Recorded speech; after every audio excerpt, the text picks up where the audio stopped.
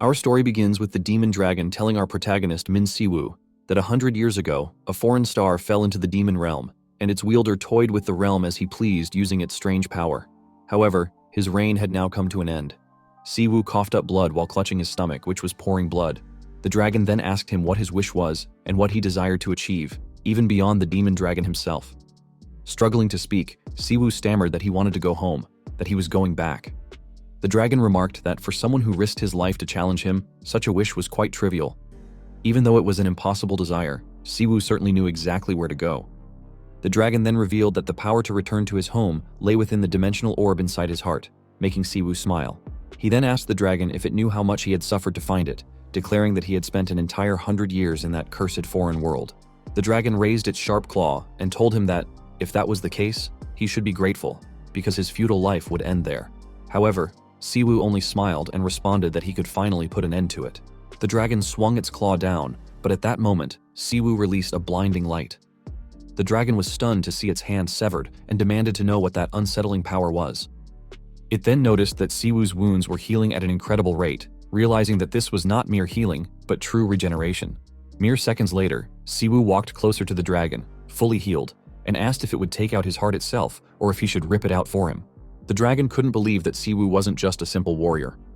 Before it could process the situation, Siwoo gave it a countdown of 3 seconds, but before he could even reach 2, he plunged his hand through the dragon's chest. The dragon coughed up blood and screamed in agony. Siwoo apologized for moving too fast but said he had already waited long enough. He then tore the dragon's heart out, letting its body collapse lifelessly to the ground. Min-Siwoo, a hunter and a healer, had successfully completed his mission. He gazed at the dimensional orb, but a frustrated voice suddenly scoffed, complaining that, after rolling around for 100 years, all he got was a damn dragon's X-balls and that the world's food supply had terrible taste. Siwoo called the voice Pri and told it to shut up, clarifying that it was not X-balls but a dimensional orb. He then tossed the orb into his mouth and consumed it. A massive magic circle appeared beneath him. He smiled, knowing that he was finally going back, to his disciples, to his younger sibling, and to Earth. Moments later, he was transported to Earth. As he slowly opened his eyes, he sat up in shock at his surroundings. Calling out Freeloader, the voice responded by calling him Food Supply, and asked why he was calling, complaining that it was too busy throwing up in his stomach from motion sickness. Siwoo was relieved that Pri had also crossed over safely, but he still called it a disgusting bastard and told it to just get digested already. Pri asked if he was sure about that and warned that the consequences of its digestion would be tremendous. Siwoo told Pri to shut up before he threw up again. He then asked if he was right in assuming this was Earth, surprising Pri, who sarcastically asked if he couldn't even recognize his own home. Siwoo replied that Earth's scenery changed drastically depending on location. As he took in his surroundings, he noticed that the flow of mana felt similar to being inside a gate. He wondered if they were, in fact, inside a gate. Pri then called out to him, commenting that he smelled like a weakling. Alarmed, Siwoo released his mana and panicked, wondering what was wrong with it. Pri then accused him of being a scam all along and dramatically declared that it was breaking up with him. Siwoo cursed loudly and asked if Pri was at it again. Confused, Pri asked what he meant.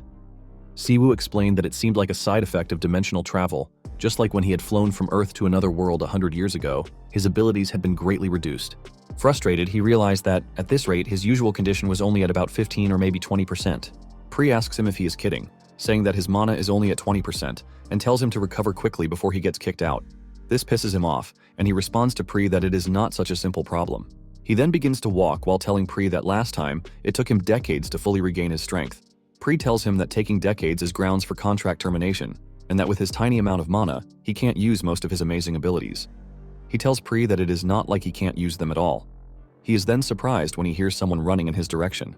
The lady, panting in exhaustion and running, curses, realizing that she was so focused on running away that she lost all her teammates and wonders if they are all okay. She questions why the hell there is an orc there when they are still on the lower floors.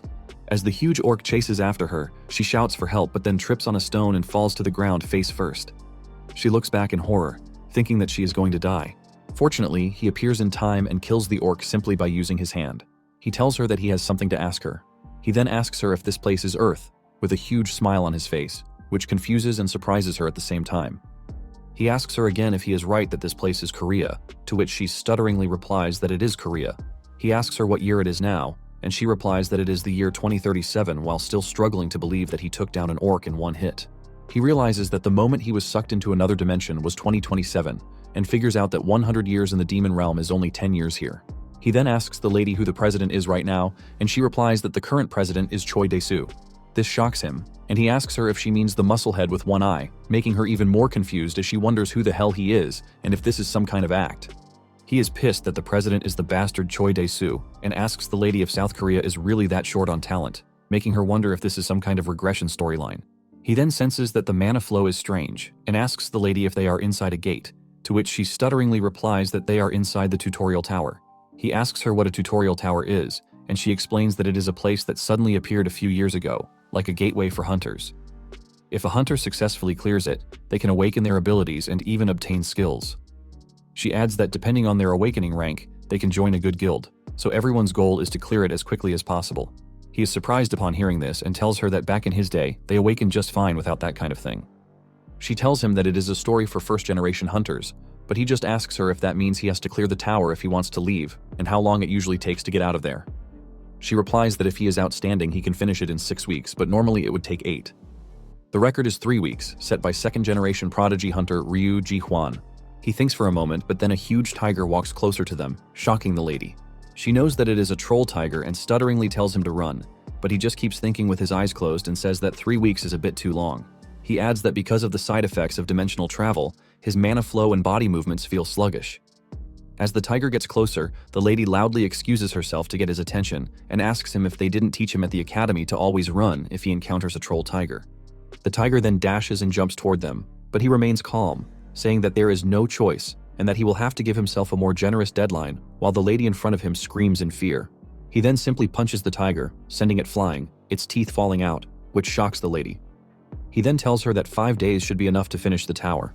Meanwhile, in the Empire Guild, the secretary reports to the Empire Guild leader, Min-jun, that someone has exited the tutorial tower.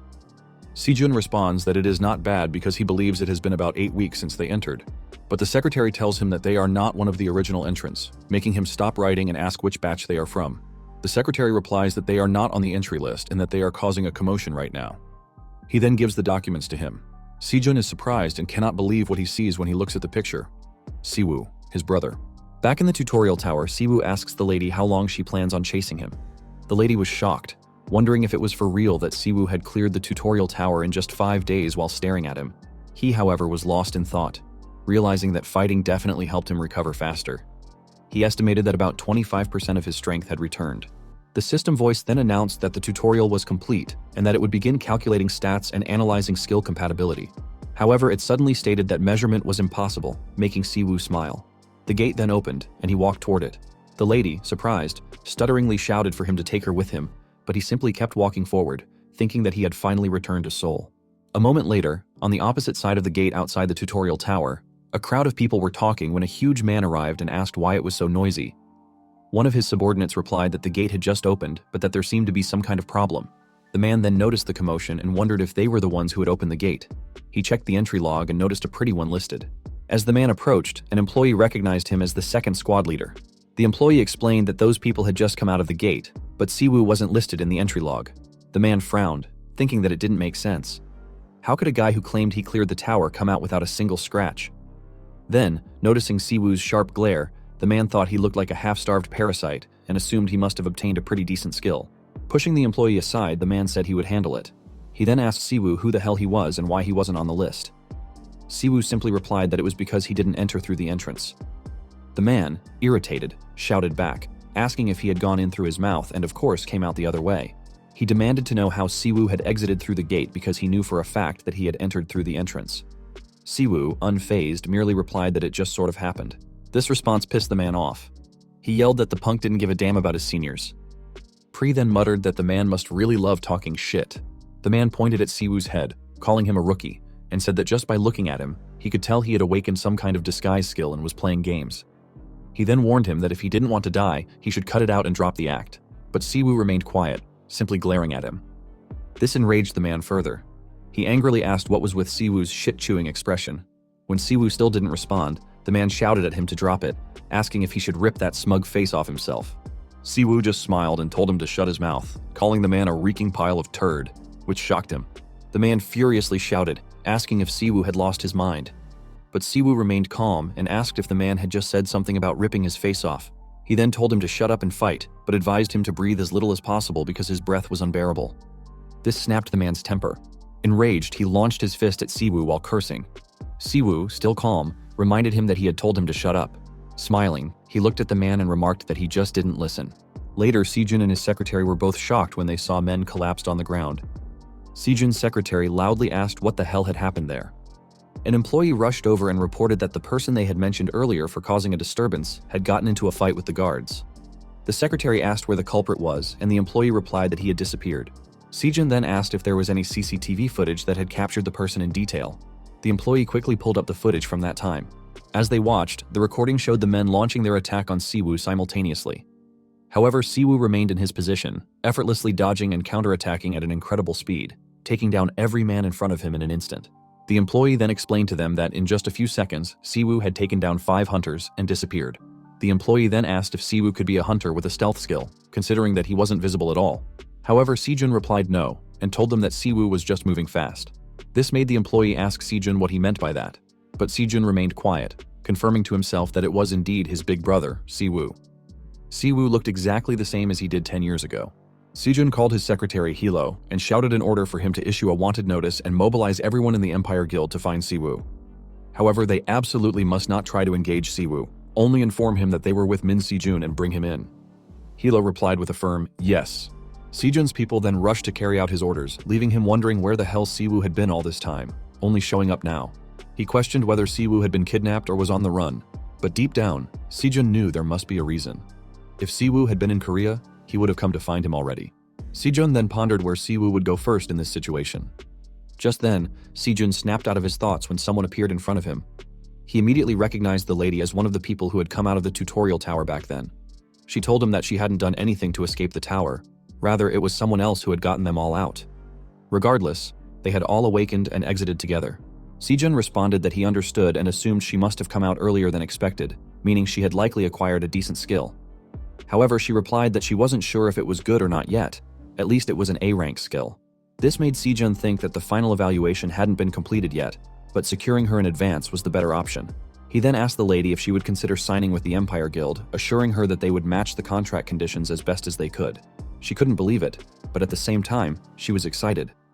She then asked Sejun if he was serious and told him that if he was really offering, it would be an honor for her and her family. At that moment, someone appeared behind Sejun and remarked that, despite calling his guild Empire, his actions were more like those of a gang. Sejun turned around and warned Hunter Ryu Ji-hwan to watch what he said, but Ji-hwan teasingly asked if Sejun was offended by his choice of words. Ryu Ji-hwan, an S-rank hunter and the Diamond Guild master, then commented that Sejun was surprisingly sensitive. Another S-rank hunter and White Lion Guild master, Choi Sungil, then chimed in, saying that it looked like he had beaten Sejun to it. He assumed everyone had arrived after receiving the association's notice. Sungil added that the entire security team had been wiped out and asked if this was the work of the unregistered awakened individual the association had mentioned. Ji-hwan knelt down to take a closer look at one of the beaten men and laughed, remarking that Siwoo was quite the flashy fellow, causing that kind of chaos the moment he stepped out. Sungil agreed and noted that they didn't know who Siwoo was, but they had better find him quickly. Judging by his level of power, he must have awakened a high-tier skill, which meant he had the potential to become elite personnel. Sungil added that he found Siwoo quite tempting. Ji-hwan laughed and asked Sungil if they were saying that whoever found Siwoo first would get to claim him. He also asked if their unconventional methods wouldn't be a problem. However, Sejun remained silent and simply glared at Ji-hwan. Sungil then suggested that they search separately, noting that none of them had time to waste. He proposed that if any of them found the awakened one, they should at least keep each other informed. Sungil then turned to the lady and handed her his business card, telling her to take her time and think it over. He reassured her that with an awakening rank like hers, she would be welcomed anywhere. Ji-hwan shrugged and told Sungil to suit himself, saying that he would let them know if he found Siwoo. However, Sejun responded to Ji-hwan with a cold, "As if I would tell you." Ji-hwan's secretary, Jin-sik, saw him outside and asked if the conversation had gone well, but Ji-hwan simply ordered him to gather all the C-rank and D-rank members from Gyumgang, form squads, and send them out.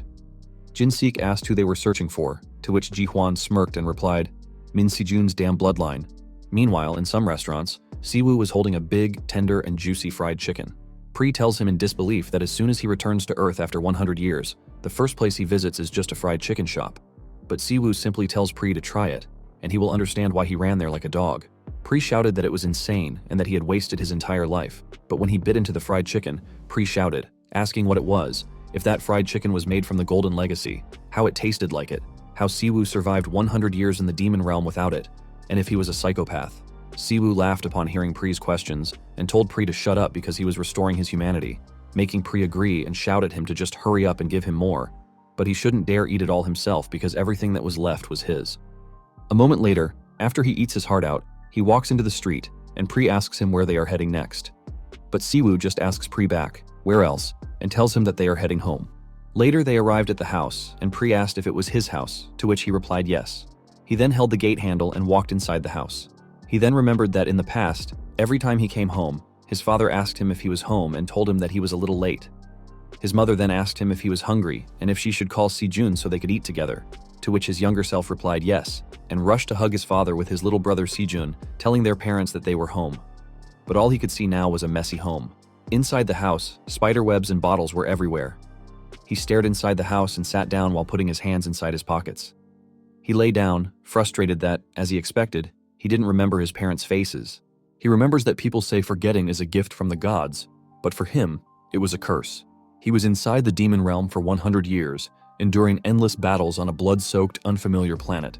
His human senses were dulling, his body frozen in time, and his self was eroding away. During that horrifyingly long period, he clung desperately to memory, fearing that the curse of forgetfulness would consume him, the memories of his younger sibling, the memories of his disciples. And so, his memories never became mere recollections. Instead, they turned into obsession and regret. But it was okay for him because, thanks to them, he survived for 100 years. Pri tells him that his house feels lonely, so the place they lived in the demon realm feels warmer. He is glad for Pri as well, and tells Pri that there wasn't any fried chicken in the demon realm, which Pri agrees with and tells him that he can't argue with that. He then tells Pri that he was only planning to take a quick look around there anyway, so they should go, and it was about time they started looking for the others. He then wonders if everyone has been doing well for the past 10 years and hopes that Si-jun is also doing fine. Suddenly someone shouts at him that he found him and that it was a pain in the ass finding him. More men then appeared around him and surrounded him. The man then asks him if he is right, that he was the little brat who caused a mess at the top exit, and if he has any idea how much they struggled to find him. The man then introduces himself as Bayon Hawkman, a C-rank hunter from Diamond. But Siwoo just asks Hawkman back, so what? And if they want him to console them or something. Hawkman asks him if he didn't hear him and reminds him that they are from the Diamond Guild. But Siwoo just tells Hawkman that he doesn't care even if they are from Diamond or whatever and asks them what they want. Hawkman laughs upon hearing him and tells his team that Siwoo still doesn't get the situation. Hawkman then asks him if he wants him to make him crawl instead of walk. But Siwoo just replies that he thinks walking on all fours would suit his ugly mug better and asks if gorillas are becoming hunters these days. He then says that the world must be a great place now, making Hawkman pissed. Hawkman then activated his power while shouting that the bastard was hopeless and that they would have to take care of Siwoo before bringing him in. Hawkman then jumped down and launched his fist with Knuckles behind him, but Siwoo didn't move and let Hawkman punch him, causing him to slam into the wall. Hawkman then teasingly asked who Siwoo was calling a gorilla. The Diamond members told Hawkman that he had knocked Siwoo out before he could even take his hands out of his pockets and urged him to hit him more. But Siwoo remained calm, lying on the ground, staring at the system in front of him, which displayed that his skill was Lightning Flash, rank C, with the effect of temporarily increasing movement speed by more than twice. If the body and stamina could endure it, the user could move even faster. He asked Pri what he thought and if he wanted to try it. Pri replied that it was the first skill he had consumed since arriving on Earth, and that he wanted to taste it. Siwoo then stood up, replying okay, which confused Hawkman. Hawkman was about to speak to him, but before he could, Siwoo appeared behind him in an instant. Before Hawkman could ask how the hell he did it, Siwoo slammed him into the ground, face first, making Hawkman scream in pain and shocking the other members of Diamond. A minute of silence spread around them before Siwoo raised his hand, calling Pri a predator and telling him to eat up. A dark magic circle then appeared beneath them, and Pri successfully extracted Hawkman's skill, Lightning Flash. Siwoo was surprised that it worked on Earth too. Pri told him that stealing skills was nice, but it didn't taste as good as fried chicken. Hawkman's members, seeing him hopeless on the ground, were enraged and all rushed to attack in anger. Siwoo calmly told Pri that they should try out the skill they had just acquired, to which Pri replied that he understood. Siwoo then used Lightning Flash to attack the swarm of men around him. One of the men managed to get close and launched his sword at Siwoo, but he didn't move and simply kneed the man in the stomach. He then saw that the man's skill was Vital Strike, ranked C+, with the effect that, when activated, the body would automatically react to strike an opponent's weak point, more effective when wielding a weapon. Siwoo told the man that his blade was all worn out and lectured him that a swordsman should at least sharpen their weapon. He then dashes at them, wielding the knife, but just before he can stab one of them in the neck, Siwoo stops when someone calls out to him. He peeked back and was surprised to see Si-jun behind him. Si-jun called out to him with tears in his eyes, but Siwoo remained in shock until he finally managed to call Si-jun's name. 20 years ago, when the gates opened on peaceful Earth, the world fell into chaos. Monsters rampaged inside the gates, and the emergence of the first generation of awakened individuals, who manifested abilities alongside the gates, marked an era of savagery where there were no policies or laws to handle the situation, and everyone was inexperienced. In such a chaotic world, Siwoo and Si-jun, who had lost their parents early, had to survive somehow. Siwoo, a first-generation awakened, quit school to become a hunter in order to raise Si-jun, who was still just a brat. At that time, Si-jun asked Siwoo if he wasn't going to school today, and Siwoo replied that he was not going to school anymore because he was going to work. Si-jun sadly asked if it was because of him, but Siwoo patted his head and explained that it wasn't. He was just terrible at studying, so he decided on his career path early. Si-jun then asked Siwoo when he would be back and if he would be late, but Siwoo simply told him not to worry because he would return soon. Back in the present, Siwoo is at Si-jun's house and tells him that his house is amazing. He then excitedly looks around and asks Si-jun if that is the Han River and if he bought everything himself without any loans. He proudly tells Si-jun that he has made it, but Si-jun simply responds that it's nothing and that he earned the money using the skills Siwoo taught him. Si-jun also tells him that he bought the house so they could live together, meaning there is a room for him too. However, Si-jun still feels like everything doesn't seem real and wonders if it is really his brother, the person who couldn't be found no matter what, but suddenly appeared after 10 years. Siwoo is amazed to hear that he has a room there too and tells Si-jun that raising a younger brother sounds fun now and that he has been through a lot. This makes Si-jun clench his teeth to stop his tears from falling. Looking around, Si-jun tells him that he was the one who went through all the hardships, so seeing him joke around like this makes him feel like he really is his brother. Si-jun then asks if Siwoo knows how long he had been looking for him and where on earth he had been all this time. Siwoo approaches Si-jun, pats his head, and tells him they should sit down because he has 100 years worth of stories to tell. Hours later, after finishing a few cans of beer and snacks, Si-jun asks him if he got this right. To sum everything up, 10 years ago, the moment Siwoo defeated the fourth Demon King, he was transported to another dimension by the artifact the Demon King possessed. In the other dimension, he met a being called Predator who could extract other skills, and Siwoo grew stronger using that ability for 100 years while searching for a dragon with dimensional magic.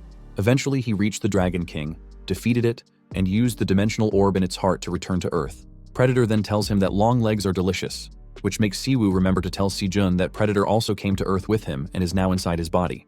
Horrified, Si-jun asks if it is like possession, but Siwoo replies that it's more like a parasite, prompting Pri to angrily ask if he wants to shit blood.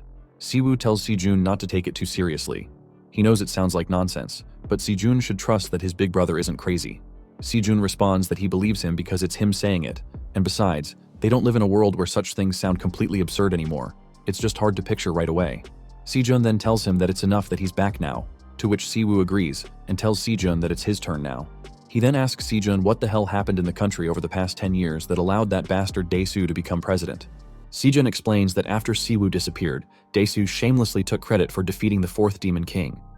He then rose to the presidency with the title God of War, the greatest first-generation hunter, and fabricated public support. Si-jun adds that despite all of it, Dae-soo continues to create policies that disadvantage their guild at every turn. Frustrated, Si-jun then angrily says that he wonders what Dae-soo will do once he finds out that his only rival, Siwoo, has returned. He tells Si-jun that Dae-soo's intentions are obvious and that Dae-soo being the only SS rank hunter in South Korea is a joke. He then asks Si-jun if the ones called Diamond who attacked him at their house earlier are Dae-soo's lackeys. Si-jun replies no because Dae-soo's guild is Immeasurable Legion and explains to him that there are currently 7 major guilds representing South Korea, collectively called the Heptagram, which consists of Diamond, Immeasurable Legion, White Lion, Warrior King, Azure Blossom, Frost Soul, and their own guild, Empire. Si-jun adds that among them, Diamond is the guild of Ryu Ji-hwan, a second-generation hunter, and assures him that he will handle today's incident himself, making Siwoo think that his younger brother has become so tough in 10 years. He then asks Si-jun about his disciples, which surprises Si-jun, who tells him that they have all gone their separate ways and that it has been a while since they last contacted each other. Si-jun adds that Xiaolong returned to his hometown, and Kang Yeonhwa joined Dae-soo. Siwoo finds that a bit unexpected and asks about Min-jun, to which Si-jun replies that Min-jun was murdered. Siwoo is shocked and can't believe that Min-jun is dead.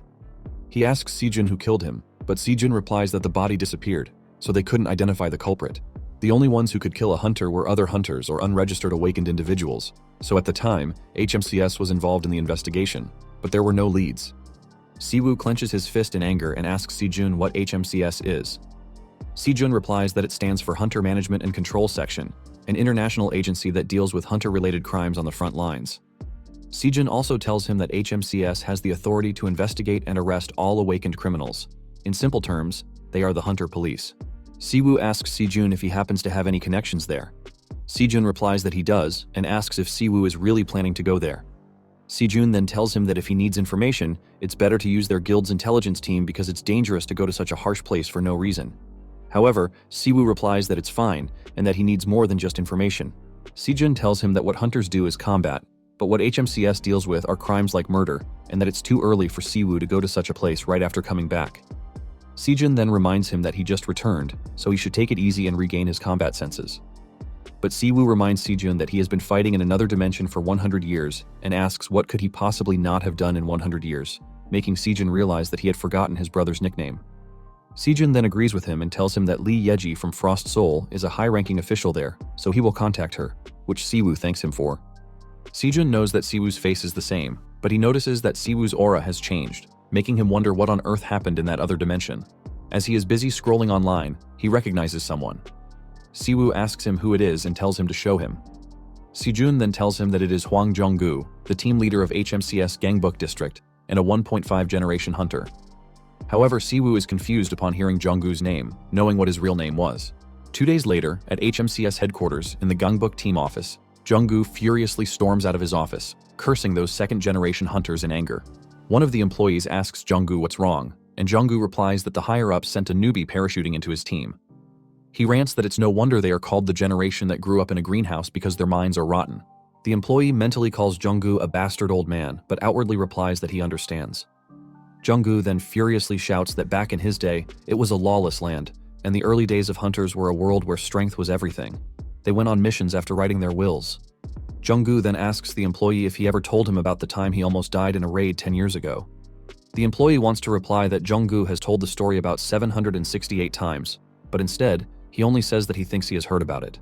Yet Jong-gu insists that he should listen one more time and begins telling the story. When he was a rookie, he suffered a fatal injury during a mission, and their party was on the verge of losing too much strength, falling into despair. But at that moment, a healer with incredible abilities appeared and saved him with skills like Hua Tuo and... Before Jong-gu can finish his sentence, Siwoo suddenly kicks the door open and shouts, "Byung-gu ya!" Jong-gu and his employee are both shocked, but Siwoo simply asks Jong-gu why he changed his perfectly fine name, saying it's confusing. He then laughingly asks Jong-gu if he remembers him and reminds him that he was his life savior, which shocks Jong-gu, who stutteringly asks if he is really Hunter Min Siwoo. Later, Jong-gu introduces Siwoo to his team as the new recruit joining their Gangbuk team, Hunter Min Siwoo, and tells them that since Siwoo is new, there is a lot he doesn't know about the place. He instructs them to provide any information Siwoo needs immediately and warns them to treat the rookie with proper respect as seniors. A female team member whispers to a male colleague, asking if Jong-gu isn't contradicting himself and what's going on with the mighty team leader Jong-gu. The man simply tells her to stay quiet, adding that from the way their team leader reacted earlier, it seems like Siwoo is no ordinary recruit. Jong-gu then calls out to the woman, Kim Seung, surprising her and making her stutter as she replies. Jong-gu orders her to follow him to the meeting room for a simple briefing for the newcomer. As they leave for the meeting room, the other employees speculate whether a 3-star hunter has joined as a recruit. Later in the meeting room, Jong-gu asks Siwoo if he would like some coffee, mixed or Americano, to which Siwoo replies that he prefers mixed. Jong-gu then presents the HMCS deployment uniform and asks for Siwoo's size. Seung, witnessing her team leader's strange behavior, questions Jong-gu, saying that even though this is a briefing, she hasn't received any materials to go over. She asks what exactly she should be explaining to Siwoo. However, Siwoo interrupts, telling Seung that he wants her to summarize and provide him with data on all the hunters who have been killed over the past 20 years. Seung is shocked, knowing that 20 years worth of data is enormous, and she tells him that they would also have to submit a report to the Hunter Association. Jong-gu, however, shouts at Seung not to make excuses, saying that she has been there long enough to handle that on her own. As Jong-gu hands Siwoo his mixed coffee, he reassures him not to worry because their data manager will handle everything with absolute efficiency. Seung begins to wonder if Jong-gu has changed without her knowing. She then checks her tablet and asks Siwoo if she understands correctly. When he said killed, he meant he was only looking for information on people. Siwoo clarifies that he only needs cases officially recognized as murder by HMCS and a list of currently unidentified hunter murderers. He knows that killing an awakened individual is nearly impossible unless the attacker is also awakened.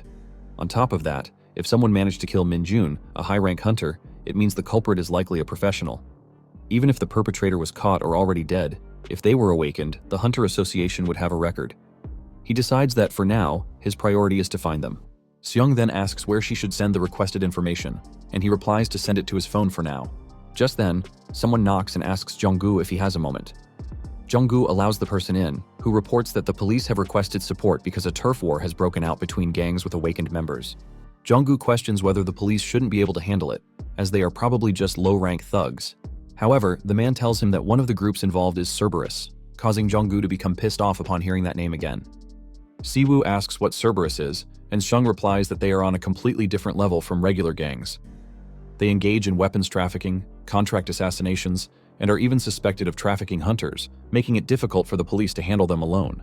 Siwoo frowns at the mention of hunter trafficking and, addressing Jong-gu by his real name, Byung-gu, orders him to take him along.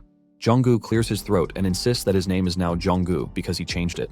However, Siwoo simply glares at him, making Jong-gu sigh and give in. He tells Siwoo that if he insists on calling him by his real name, then so be it. But from today, they will go together. Siwoo agrees and stands up, putting on his uniform while remarking that even as a rookie, he should at least go through some training. Later, at the site of the incident, several men lie dead on the floor. Someone scoffs, saying that Warlord Reaper's elite forces aren't a big deal. Kang-ho, a Cerberus member and second-in-command, arrogantly asks if he is right that Warlord Reaper's elite forces are nothing in front of Cerberus's shield, to which his minions immediately agree. Jikin, Cerberus's third-in-command, tells Kang-ho that it's not fair since half of Warlord Reaper's elite force was sliced up by his flesh-cleaving blade. Kang-ho smirks and asks Jikin if he's feeling left out, telling him to beat him in a fight if he wants more recognition. Jikin responds that he should wait because someday he will surpass him. Kang-ho laughs and asks what they would do without him, adding that it was a good thing he quit being a hunter and joined the organization. Kang-ho then remarks that their boss really has an eye for people, which excites his men. One of them eagerly asks if they should start claiming their territory now. Kang-ho grins and replies yes, declaring that from today, this place belongs to Cerberus. Kang-ho was about to order his men to turn everything upside down when something exploded behind him, sending others flying. Jikin panicked and shouted, asking if there was still a Warlord Reaper left behind. He then approached them, asking which company they worked for and if it was CMYK. Pre told him his memory sucked and that he remembered it as Ham. On the other hand, Jikin asked Kang-ho if he had just killed him and reminded him that messing with HMCS would make things complicated. But Kang-ho simply responded that he didn't care and ordered Jikin to deal with it. They stopped when Siwoo called out to Kang-ho and asked if he was right that he had killed hunters before, judging by the way he spoke. Kang-ho was shocked, and then Siwoo with a menacing smile told Kang-ho to show him what he had. Everyone was stunned to see Siwoo. They noticed that they hadn't seen his face around Gangbuk before and wondered what kind of idiot would walk in there alone. Jikin called Kang-ho, snapping him out of his shock. Kang-ho was sure he had just heard the sound of a skull cracking. He asked Siwoo what he meant and told him that if he wanted a show, they would give him one. Kang-ho then activated his skill, Full Body Armor, Rank B. Its effect, when activated, was an invisible full body armor with a duration depending on the caster's mana, increasing physical defense by 30% and magic defense by 10%. Kang-ho then shouted, welcoming Siwoo to the river Styx, and called him a son of a bitch. He rushed forward to attack alongside Jikin and their other members. However, Kang-ho suddenly saw an old man near the river laughing. Confused, he wondered what was going on, knowing that he had just been fighting a second ago. He questioned who the old man across the river was, then recognized him as his grandfather. Kang-ho hesitated, wondering if his grandfather was calling him over or telling him to stay. As he got closer, he tried to call out to his grandfather, only to suddenly wake up with puffy eyes, realizing his teammates were being beaten. Siwoo grabbed Kang-ho by the hair and pulled him up. He told Kang-ho that he was the only one left now, then called for Predator to devour Kang-ho's skill. Predator did so, and commented that Kang-ho's skill was quite delicious. Kang-ho, unable to believe that they had all been taken down by just one guy, stuttered as he asked Siwoo why he was doing this and what he wanted to know. Kang-ho then nervously insisted that they didn't know anything, that they had never killed a hunter because they were just grunts. Siwoo smiled and told Kang-ho that he already knew that. There was no way they, a bunch of small fries, could pull something like that off. Kang-ho, confused, asked why he was doing this. Siwoo replied that he simply wanted to check the skill level of today's awakened criminals. And since they looked like bad news, he figured he might as well take them out preemptively. Jong-gu suddenly rushed toward him, worriedly asking if he was okay, and informing him that the entire upper floor of the club had been secured. Junggu added that since Siwoo insisted on going alone, he had been really worried. However, his expression changed to pure shock when he saw Cerberus and their entire team lying beaten on the floor. Siwoo casually asked Junggu if they were done too, adding that they took long enough. He then stepped on Kangho's head and told Junggu that he had kept one of the bosses alive just in case. Siwoo then asked if he was right to assume that it was fine that he had killed the rest. Junggu sighed and replied that technically, arresting them should be the priority. However, preemptive strikes were allowed if attacked first. Since HMCS operated under international law, they followed standard protocols, meaning that normally, agents were required to wear body cams for justification. Junggu knew that Cerberus was ruthless enough to justify immediate elimination, but he still couldn't believe that Siwoo had wiped them all out with his usual blank expression. He wondered if Siwoo had always been this merciless, even though Siwoo was already known as the Mad Dog. Siwoo casually remarked that he had forgotten about the body cam but reminded Junggu that he was still on his probation period. He then smirked and asked Junggu if he was right in assuming that he would cover for him. Junggu, with no other choice, replied yes, practically crying inside. Siwoo then pointed at the blood on his clothes and asked Junggu if he could see it, insisting that they had hit him first. Junggu stammered, agreeing and saying that he believed him. However, he knew that the blood on Siwoo's clothes belonged to someone else. Without them noticing, one of the Cerberus members had managed to hide under a small table and was making a call. The man reported that Cerberus had been completely annihilated, and that the third in command, Jikin, the one they were ordered to keep an eye on, was dead.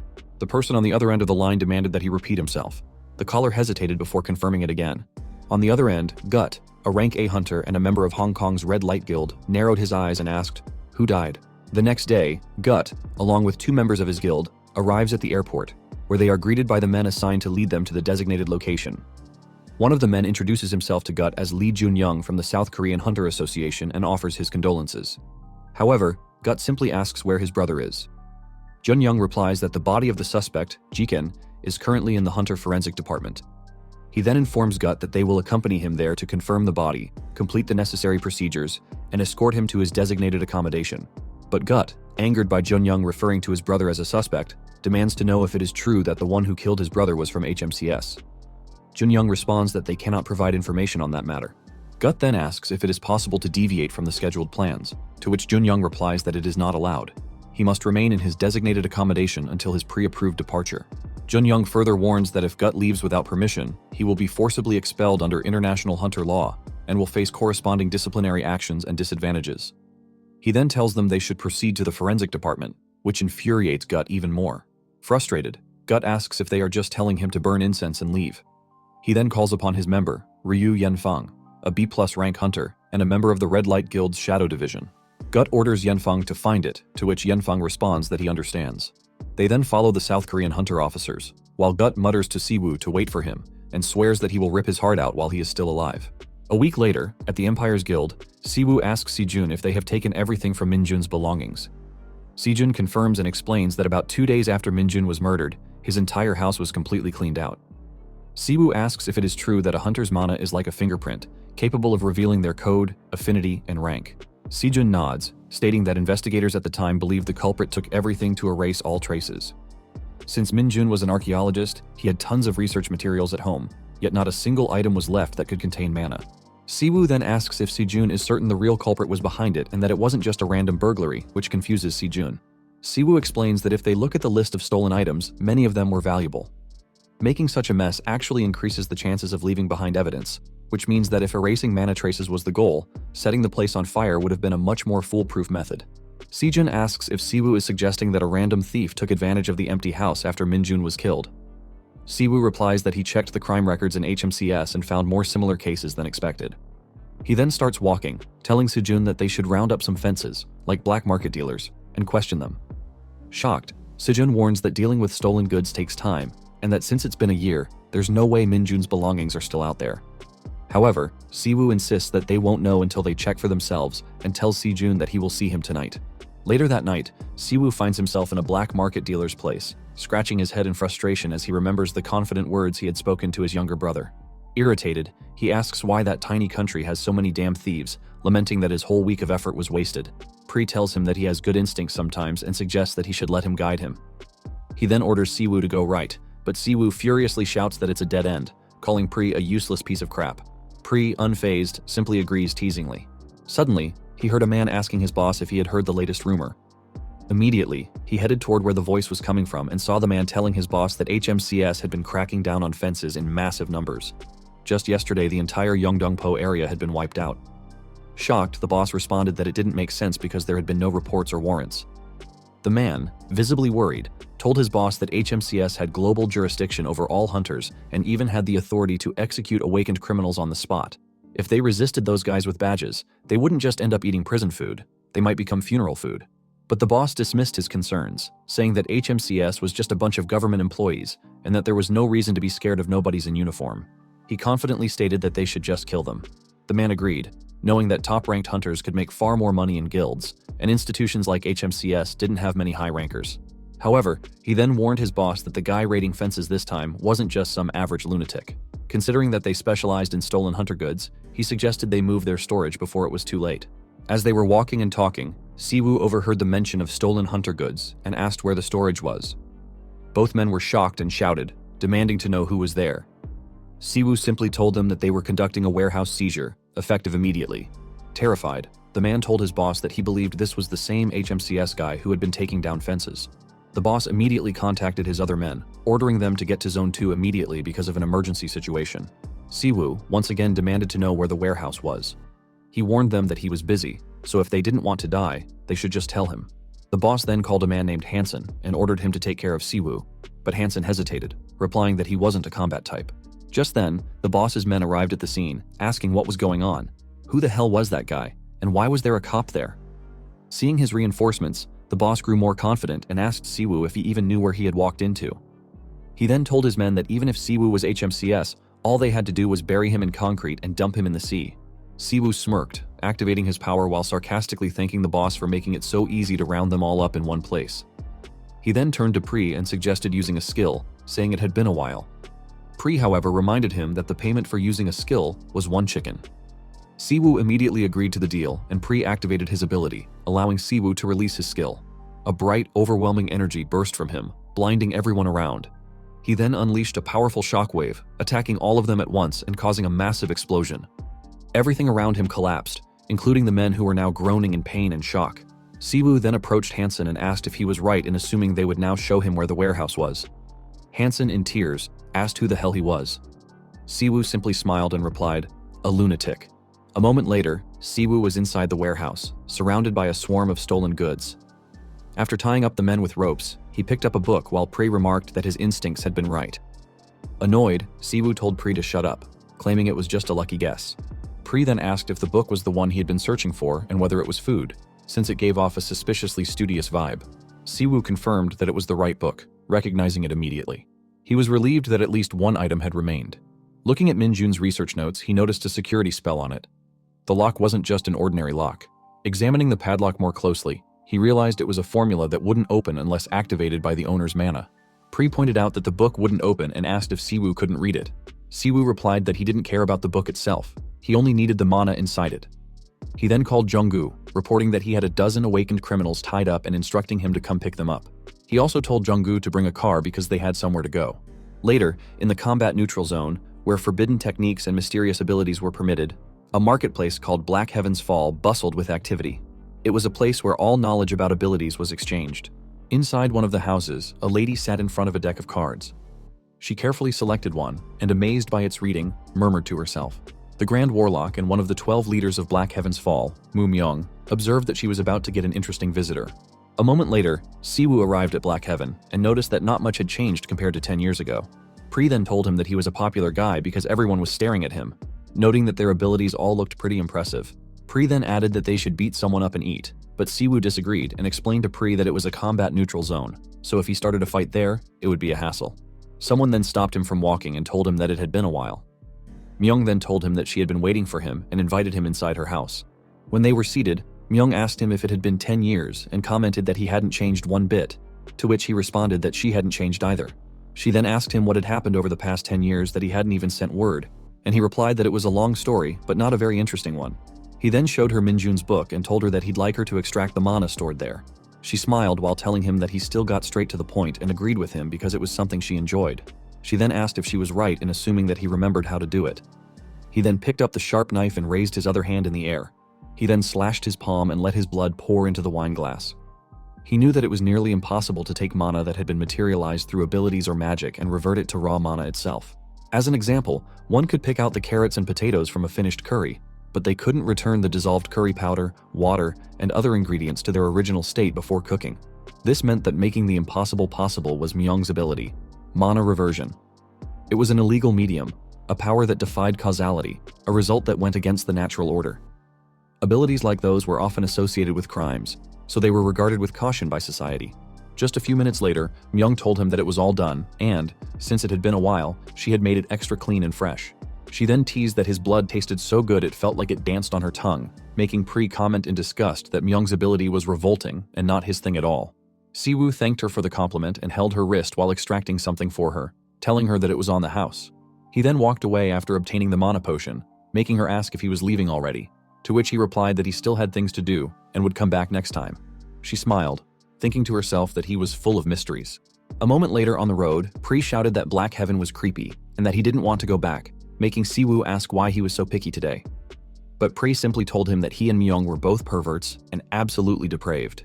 Siwoo asked Pri if he was a pervert just because he made a small cut on his hand, but Pri only asked where they were heading now and said that he wanted to go home.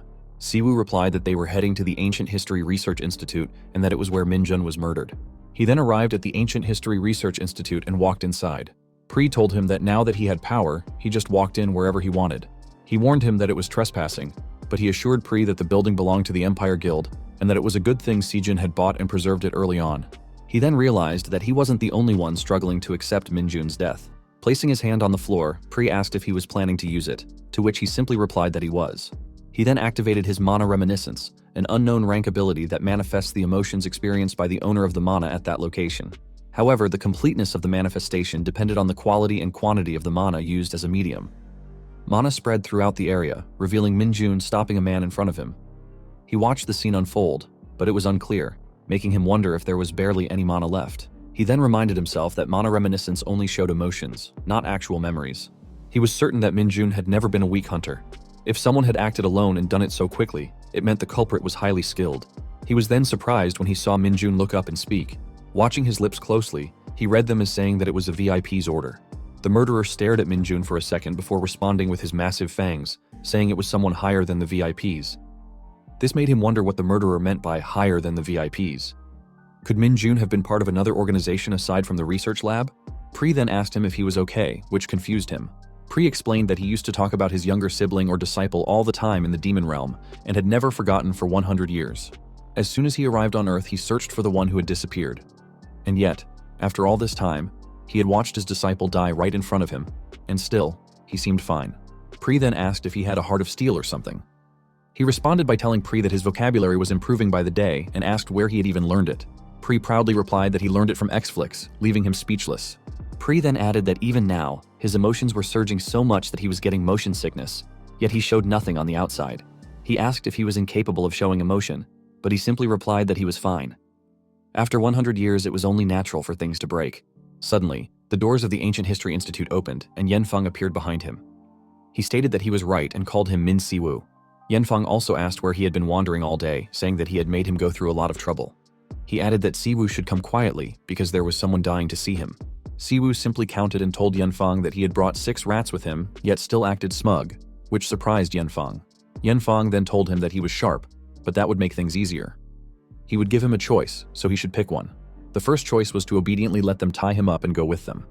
The second was to resist and get cut up before they dragged him away. Siwoo put his hands together, choosing the first option, and told Yanfeng that it was better than getting cut up.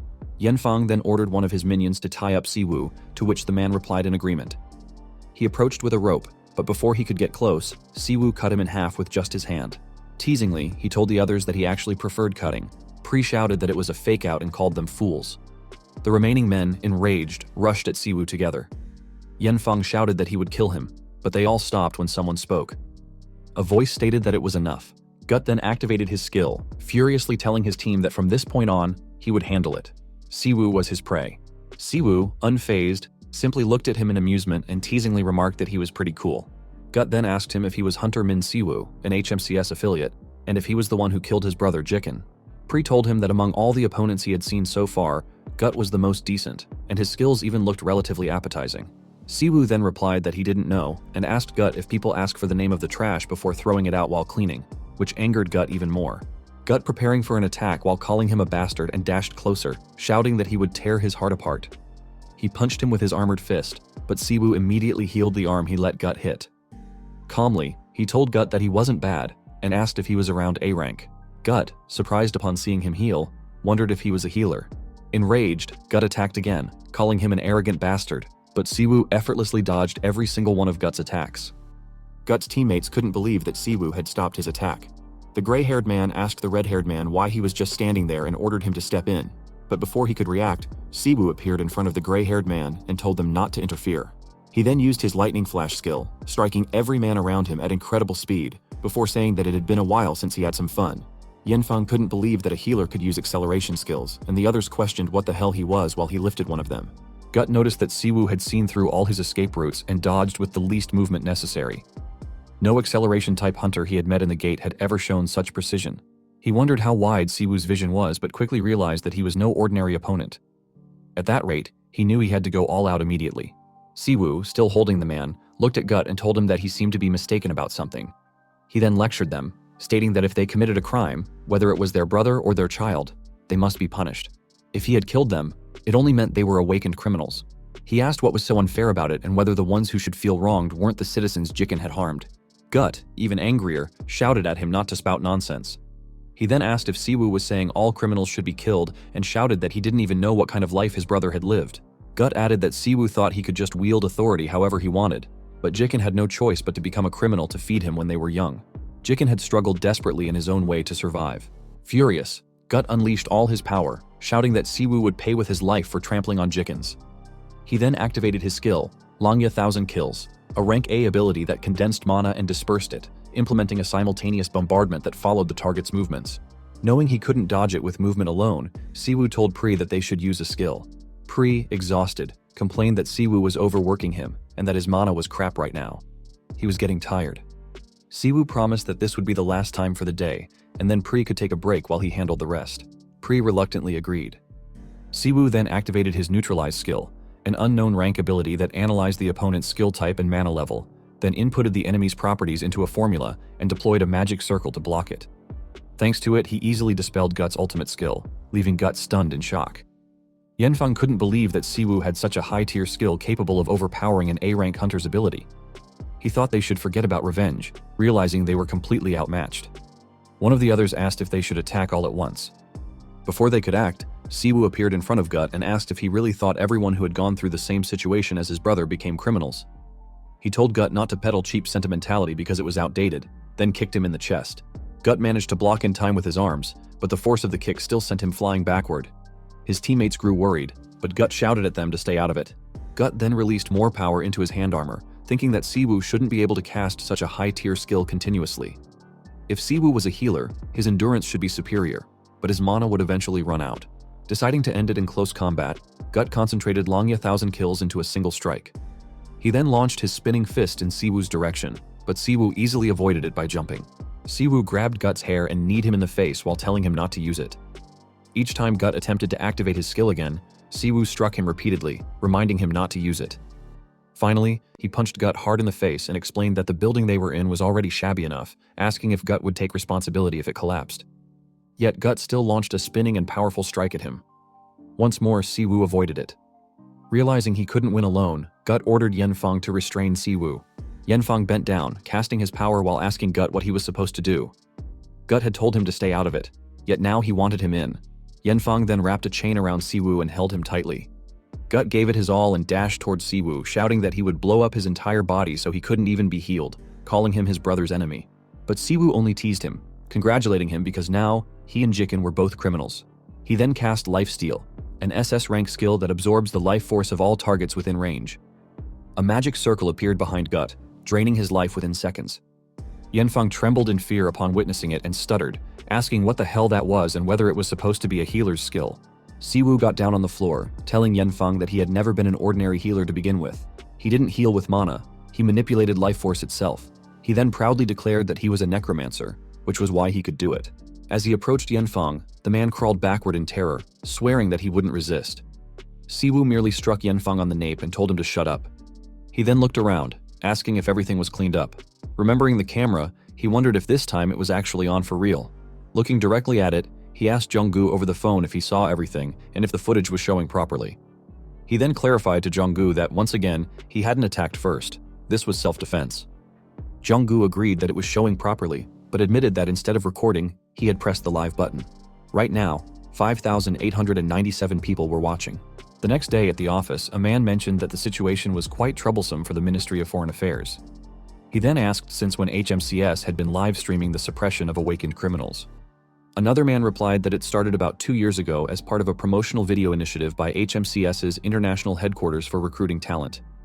He explained that the process of eliminating criminals was broadcast live through social media, but the project was largely a failure, and HMCS had never produced any decent footage. The first man was amazed to see that a truly incredible talent had now joined HMCS. He then questioned why someone with Siwoo's level of skill was even there. A woman in the room interjected, asking if that was really the issue right now. She emphasized that the important thing was that the person killed in that live stream was Hunter Gut from Hong Kong's Red Light Guild. Based on the footage, HMCS had not violated any current laws. Suddenly, they all stopped when someone walked inside. The man greeted them, saying that he had kept them waiting. The president of Seoul, Korea, Choi Dae-soo, then asked them what the issue was. A few days later, at the Empire Guild cafeteria, Si-jun asked him if he was listening, which confused him. Si-jun reminded him that he had been talking about the live video that had just been released and asked if he was right in assuming that he wasn't paying attention. Siwoo slipped when he replied that he was eating but immediately corrected himself, insisting that he was listening. Pri shouted that even a dog wouldn't be disturbed while eating and told him to just shut up and eat his pork cutlet. Siwoo then commented to Si-jun that the cafeteria was on another level, which was why it was called a major guild. He asked if he could eat lunch there every day from now on, to which Si-jun replied yes, but told him to focus on what he was saying. While speaking, Si-jun thought that his big brother had strangely become more gluttonous. Si-jun then told him that the live broadcast of Hunter Gut's suppression from the Red Light Guild was causing a huge stir.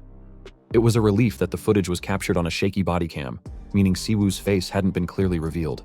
However, if Dae-soo realized that he had returned, there was no telling what he might do. Si-jun asked if it was true that Siwoo had said last time that his mana still hadn't fully recovered from the side effects of dimensional travel. Considering everything Dae-soo had done over the past 10 years to erase all traces of him, Si-jun concluded that it was best to lie low for now. Siwoo picked up an egg roll, agreed with Si-jun, and casually put it in his mouth. He told him that if he was that worried, he would keep a low profile as Si-jun suggested, so he should just eat his food now. Si-jun, chewing, asked if Siwoo thought he was a kid and reminded him that he was almost 30 years old. Siwoo simply responded that to him, Si-jun would always be a snot-nosed kid. Suddenly, someone called out to Si-jun. A woman approached, asking what had brought him to the cafeteria for lunch and who he was with. Siwoo recognized her from the tower but couldn't recall her name. She introduced herself as Hunter Shin-ji-soo, a new recruit in their guild, and proudly mentioned that she had even awakened an A-rank skill, all thanks to Siwoo. Si-jun then asked if they had gathered for the joint seminar for new hunters today, to which a man replied yes. He introduced himself as Seok Taejin from the Empire Guild and introduced Chu Hamin from the White Lion Guild and Yamato from the Frost Soul Guild. Taejin then told Siwoo that he had heard a lot about him from Si-jun and knew he had been making great contributions at HMCS. He said he was looking forward to working with him, to which Siwoo smilingly responded that he felt the same. However, Hamin then asked Siwoo if he was the big-name rookie who had been causing a stir. He mentioned that he had seen the video of Siwoo killing Gut and noted that Gut had been somewhat of a rival to him. Hamin then said it was such bullshit, shocking Taejin, who stuttered as he asked Hamin what was wrong with him today. Si-jun angrily told Hamin that he was being incredibly rude to someone he had just met, and more importantly, inside the Empire Guild. Hamin simply asked if he wasn't even allowed to ask a question and mocked the Empire Guild for being so uptight. Taejin, growing frustrated, asked Hamin if he was out of his mind. Hamin then shouted that the Empire Guild should be more concerned about the disgrace they were bringing to the White Lion Guild. He was sure that White Lion's guild leader Sungil would be quite troubled if he found out about it. Meanwhile, Jisoo and Yamato were already escaping the scene. Hamin then teasingly asked if they were going to be petty and tattle to the higher-ups. He proudly introduced himself as an A+ ranked hunter, the Asura of White Lion, and the direct disciple of Blackwater Lotus, Min-jun himself. Siwoo didn't care about Hamin's words, but he was surprised when he heard that Hamin was Min-jun's disciple. Hamin pointed at himself confidently and told Si-jun that Sungil really liked him. Siwoo stops Hamin from talking, warning him not to make a scene in someone else's house. He told Hamin that if he wanted to confirm something, he should set a time and come find him directly. From the looks of it, Siwoo added, Hamin's master had failed to teach him manners, and he was curious to see how well Min-jun had taught him how to fight. Hamin was enraged, wondering how Siwoo dared to insult his master. He thought that if they weren't inside someone else's guild, he would crush Siwoo. Instead, he kicked the table beside him and warned Siwoo to watch his back at night before storming off. Taejin panicked upon hearing this and immediately apologized to Sejun, swearing that he would take care of it. Sejun, however, simply told Taejin that it was fine and to just go. After Taejin left, Sejun reassured Siwoo not to worry about it, saying he would handle Hamin and ensure the White Lion Guild compensated for the property damage, at least a few million won. But Siwoo just smiled and told Sejun not to worry, proudly declaring that he had kept a low profile this time.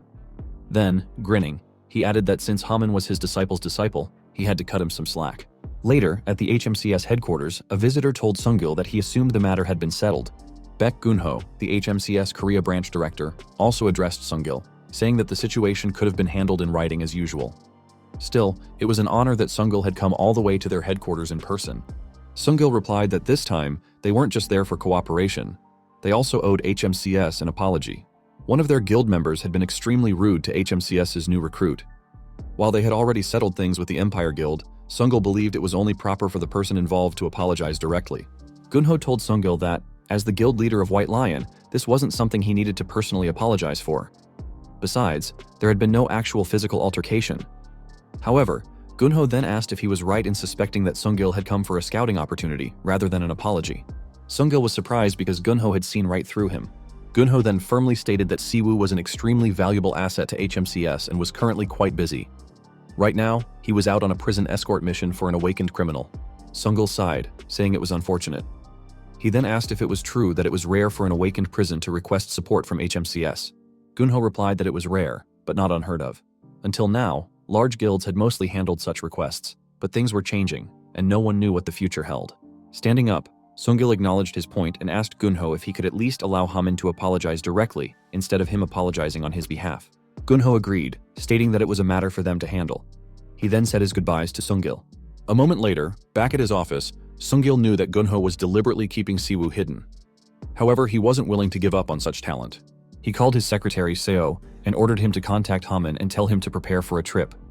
However, he also instructed Seo to make sure Hamin put on his most polite face. Seo acknowledged the order and asked where she should tell Hamin to go. Meanwhile, in Incheon, the police chief asked if it was true that HMCS had received a support request from their location and why they hadn't arrived yet. An officer replied that they said they would arrive soon, but the chief angrily questioned why trouble was breaking out after months of peace. Frustrated, he muttered about how criminals could never just get along. With audit season coming up, this was just another headache. One of the officers glanced at the documents for Sherry Volk and recalled that Volk had been arrested quietly. He had assumed Volk would remain compliant, but suddenly, he had gone berserk. Even with mana restraints, Volk had beaten 5 people to a pulp. Volk was a notorious special criminal in the underworld, and authorities had struggled to catch him. Sighing, the chief instructed his officers to quickly transfer Volk to Gangwon-do before he caused any more trouble. The officers then headed to the special prison room to take Sherry Volk out for transfer. Meanwhile, Volk recalled a conversation he had with a man who had told him that Bestia had a message for him. The man asked if Volk was aware that a meeting was happening soon. He then oriented Volk on the organization's plan, stating that they had already set things up inside the prison. If Volk wanted to get out, all he had to do was cause trouble inside. A minute later, Siwoo arrived in Incheon and walked closer, wondering if this was the Incheon awakened prison. A moment later, Hamin arrived at the Incheon prison and was shocked to hear that Siwoo and Volk had already left. Frustrated, he cursed, questioning what kind of sloppy prisoner transport this was. He muttered that if it weren't for Seong-il's persistence, he wouldn't even be there. Noticing a blue bus on the road, he asked if that was the transport vehicle. The guard confirmed it was. Hamin rushed into his car, grumbling that he was now stuck heading all the way to Gangwon-do. Swearing under his breath, he chased after the bus, vowing to make Sungil pay for his overtime and extra shift allowance. Hours passed, and night had fallen. Siwoo remained on the bus, peacefully drinking his coffee as he escorted Volk during the transfer. Volk called out to him, commenting that it was annoying to watch and asking if he was enjoying his meal all alone. Siwoo simply replied yes. Irritated by his short response, Volk asked if he was a guard at the prison he was being transferred to. Again, Siwoo simply replied no. Suspicious, Volk then asked if he was from some big guild on assignment, since he hadn't seen his face before. He remarked that Siwoo must be pretty confident in his skills to follow him alone after hearing his name. Siwoo, unfazed, asked why and whether Volk was someone important. Volk, growing more agitated, asked if Siwoo had really gotten on this transport without even knowing who he was. He called him a lunatic and said he should at least know why a prisoner was being transferred. Siwoo casually responded that maybe Volk talked too much, which was why they transferred him.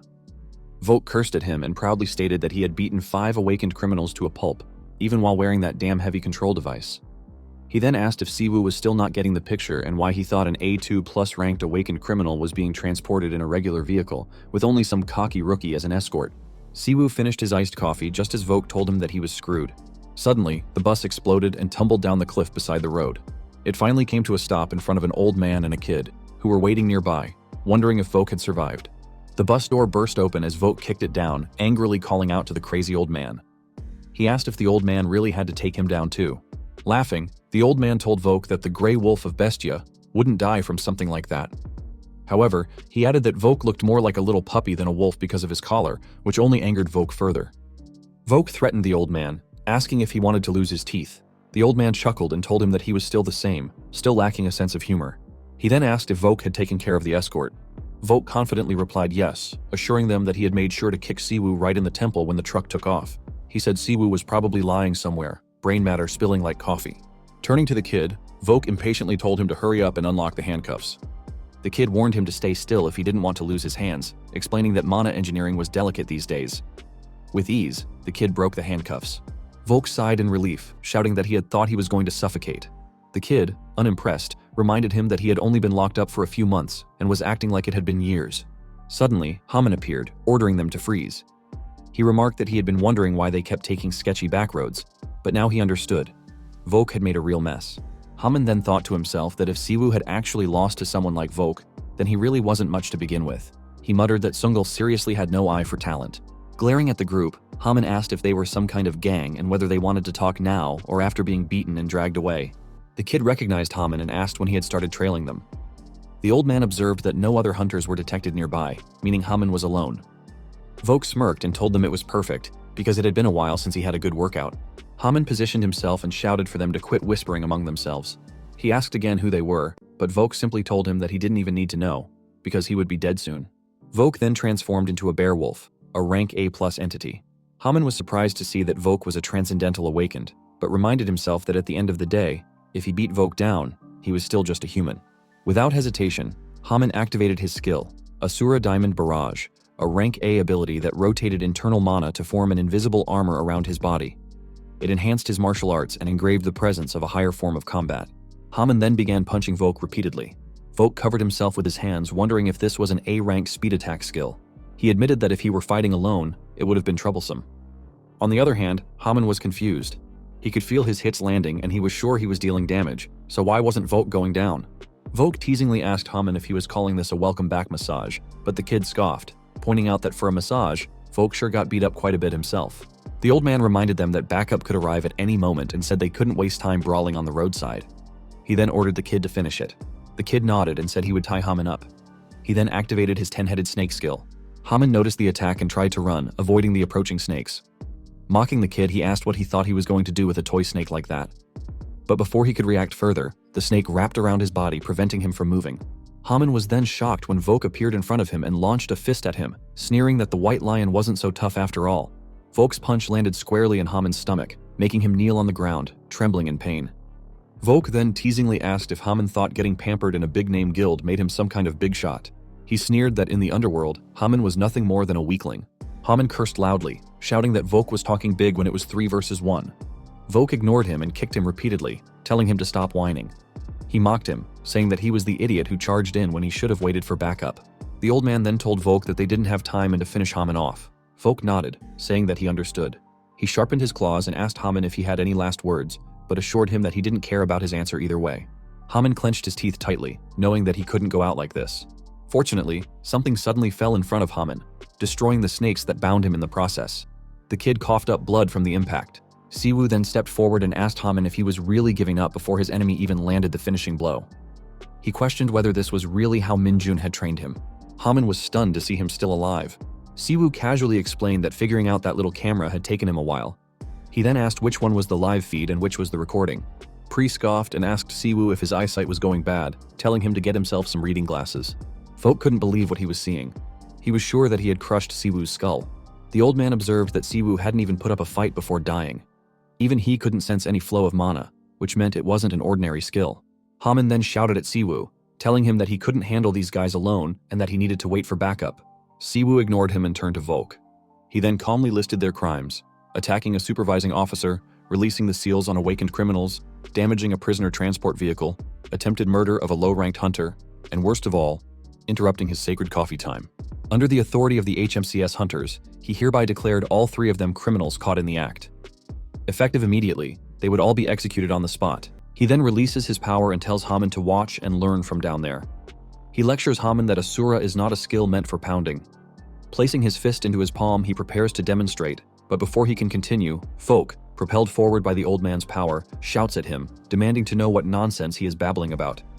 As Volk closes in, he effortlessly lands a punch to Volk's face, sending him flying backward. While doing so, he remarks that Aura is a skill for piercing, then unleashes Asura Black Armored Blood Dance Wave, a technique of unknown rank, shocking Haman as he recognizes it as his master Min-jun's technique. He dashes toward the falling Volk and comments that meat needs to be bled properly before it can be tenderized. However, before he can get closer, the old man intervenes, shielding Volk with Thunder Wall Strike, Maharaga, a rank A2+ skill. He halts just in time to avoid the attack. The old man, astonished that he managed to dodge Thunder Wall Strike, finds it difficult to believe. Noticing the old man skillfully double casting in battle, he acknowledges his expertise, remarking that he hasn't wasted his years. Pri then interrupts, demanding to know what that technique is, saying he has never seen a skill like it before and asking if it is something he can eat. He replies with a simple no, and explains that it functions like a single-use scroll, where mana is applied to a spell imprinted by its creator. He adds that it is expensive to produce, making it unattainable for broke hunters. Disappointed, Pri equates it to junk food and promptly loses interest. Haman then calls out his name, demanding to know who he is and how he knows his master's skill. Before he can respond, Haman is forcefully slammed into the ground, the work of the old man. The old man warns him against moving recklessly unless he wants to see the young one crushed under his gravity formation. However, he remains calm, stating that he was wondering what the old man had been doing in the back while his comrades were being beaten. He then asks whether the old man is threatening him. The old man responds that it is not a threat, it is a deal. If they are allowed to leave unharmed, then Haman will also remain safe. He then asserts that he is correct in assuming that the mission was nothing more than an incidental involvement for him, suggesting that if he chooses to walk away, it is not too late. Irritated, he dismisses the notion, stating that he accepted the mission deliberately because he was searching for something. Glancing at Haman, who struggles against his restraints, he asks the old man if he is right in assuming that Haman can recover through sheer willpower. Haman curses loudly in response. The old man, visibly surprised, hesitantly asks whether they are not on the same side. He replies that they abandoned that notion, devouring both the concept and the prison itself. He then questions whether the old man acknowledges that they are hunter-killers from a significant organization. As he moves closer, he points out that the old man possesses multiple high-value artifacts, demonstrates mastery over awakened skills, and wields enough influence to have someone imprisoned, making his suspicions clear. He repeats his question, where do they belong? Rather than answering, the old man intensifies the gravity and counters with his own question. Who is he, and what does he want? Realizing that the old man already understands the truth but still inquires, he mockingly asks whether the old man has left his hearing aid at home. He repeats his demand, where do they belong? As he approaches, the old man attempts to activate another artifact with his wand.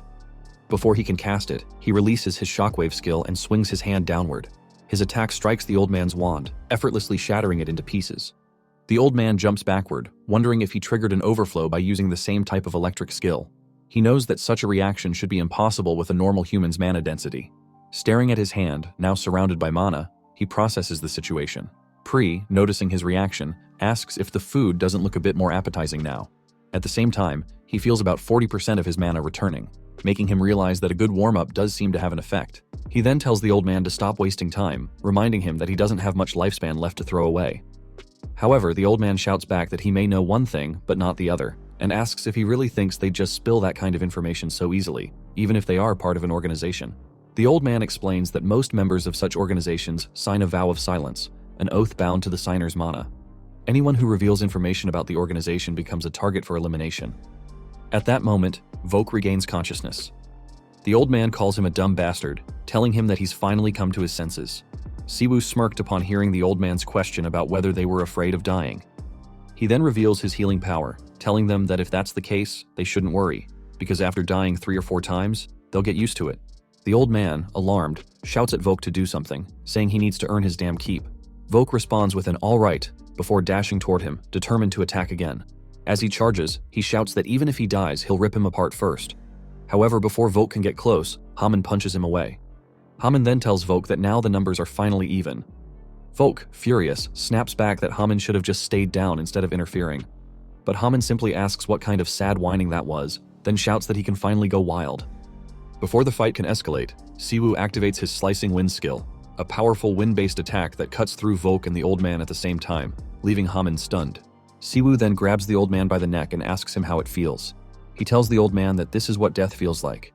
Without hesitation, he heals both the old man and Volk. He then asks the old man how many times he thinks he needs to experience it before answering his question. The old man, struggling to breathe, manages to ask who the hell he is. In response, Siwoo attacks them again, this time nearly killing them, only to heal them once more.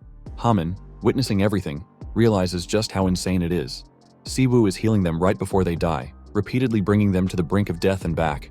Haman thinks that if he were in their place, he'd rather just die outright. He begins to wonder just how absurd Siwoo's healing skill truly is. After repeating the cycle of near-death and healing multiple times, Siwoo asks the old man for the third time where they belong. Volk, broken and desperate, begs him to stop and urges the old man to just tell Siwoo everything. The old man, finally giving in, stutters out the name, Bestia. Siwoo smiles upon hearing the answer, while the old man stares at him in shock. He had his doubts, but after witnessing Siwoo's skill firsthand, he is now certain. Siwoo is one of the three masters who vanished long ago, the infamous mad dog, Min-Siwoo. Siwoo then sits down next to the old man and tells him that now that their lips are loose, it's time to get to the real topic. He conjures an image using his mana and presents it to the old man, asking if they recognize that snake bastard. The assassination organization. Bestia is a small but elite group of hunters specializing in assassination. Led by Crow, they are a force to be reckoned with, both in skill and the sheer number of assignments they complete. The old man had spent years lurking in the shadows as a first-generation hunter, so when he received an offer from such a powerful organization, he had no reason to hesitate. For killers belonging to a group, secrecy about their fellow members is the most basic rule. The moment they take the oath of silence, their life and death are in the hands of the organization. Loyalty is required until their head falls off. That is the law of their world. The old man knows that 15 years have passed since he joined Bestia, and he never once imagined betraying them. He would have sooner bitten his tongue and died. Yet, after experiencing true death multiple times, his lips loosened on their own. Finally breaking his silence, the old man tells Siwoo that the person he is asking about is one of Bestia's members, codenamed Black Mamba. Siwoo then shatters the image of Black Mamba in his palm, and finally pieces everything together. They are from the same organization.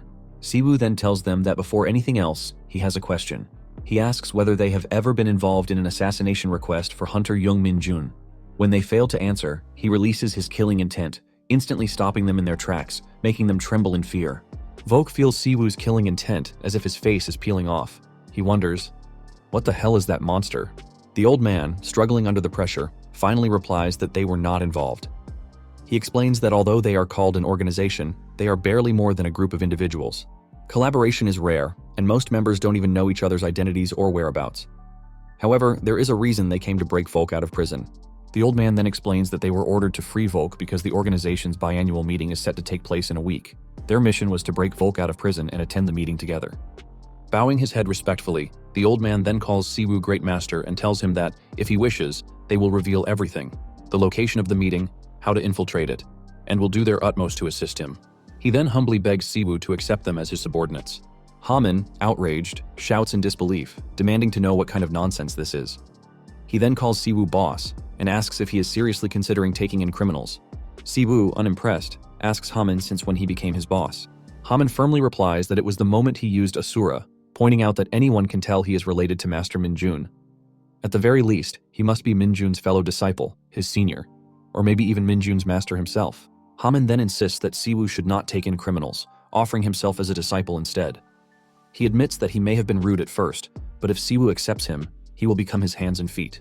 Siwoo, uninterested, simply tells Haman to shut up for now. Haman immediately shuts his mouth tightly, not daring to speak further. Siwoo takes a moment to think. What he truly wants is information about that snake bastard Black Mamba. If he leaves these criminals alone, they'll likely be executed by the organization soon enough. However, if they leak his existence to Bestia first, it would be troublesome. After considering the situation, Siwoo agrees. He tells them that he will accept them as subordinates, shocking Hamin. The old man, relieved, thanks Siwoo and swears to remain loyal and never become a burden. However, Siwoo then states that there is a condition. Even if forced, someone who has betrayed once will betray again. Therefore, they must take the oath of mana. Volk, upon hearing this, is shocked. He knows that an oath of mana is a binding contract. Breaking it seals the mana core, rendering the person powerless. He protests, asking why he has to be leashed by another contract. But the old man, whispering, tells Vogue to shut up and asks if he wants to die a dozen times again. He opens a magic circle beneath them and orders them to gather mana in their cores and state their names. The old man states that he is Red Ghost, and Vogue follows by saying his name as well. Pre laughs and mockingly shouts that the food errand boy has now become his errand boy. He then tells Ghost and Vogue that from this moment on, they are his limbs, and the price of their loyalty is his protection. As long as they are under the oath, their lives will be safe. He asks if they understand, to which Ghost responds with obedience while forcefully pushing Vogue's head down. Haman, outraged, shouts and demands to know why he is accepting criminals, but not him.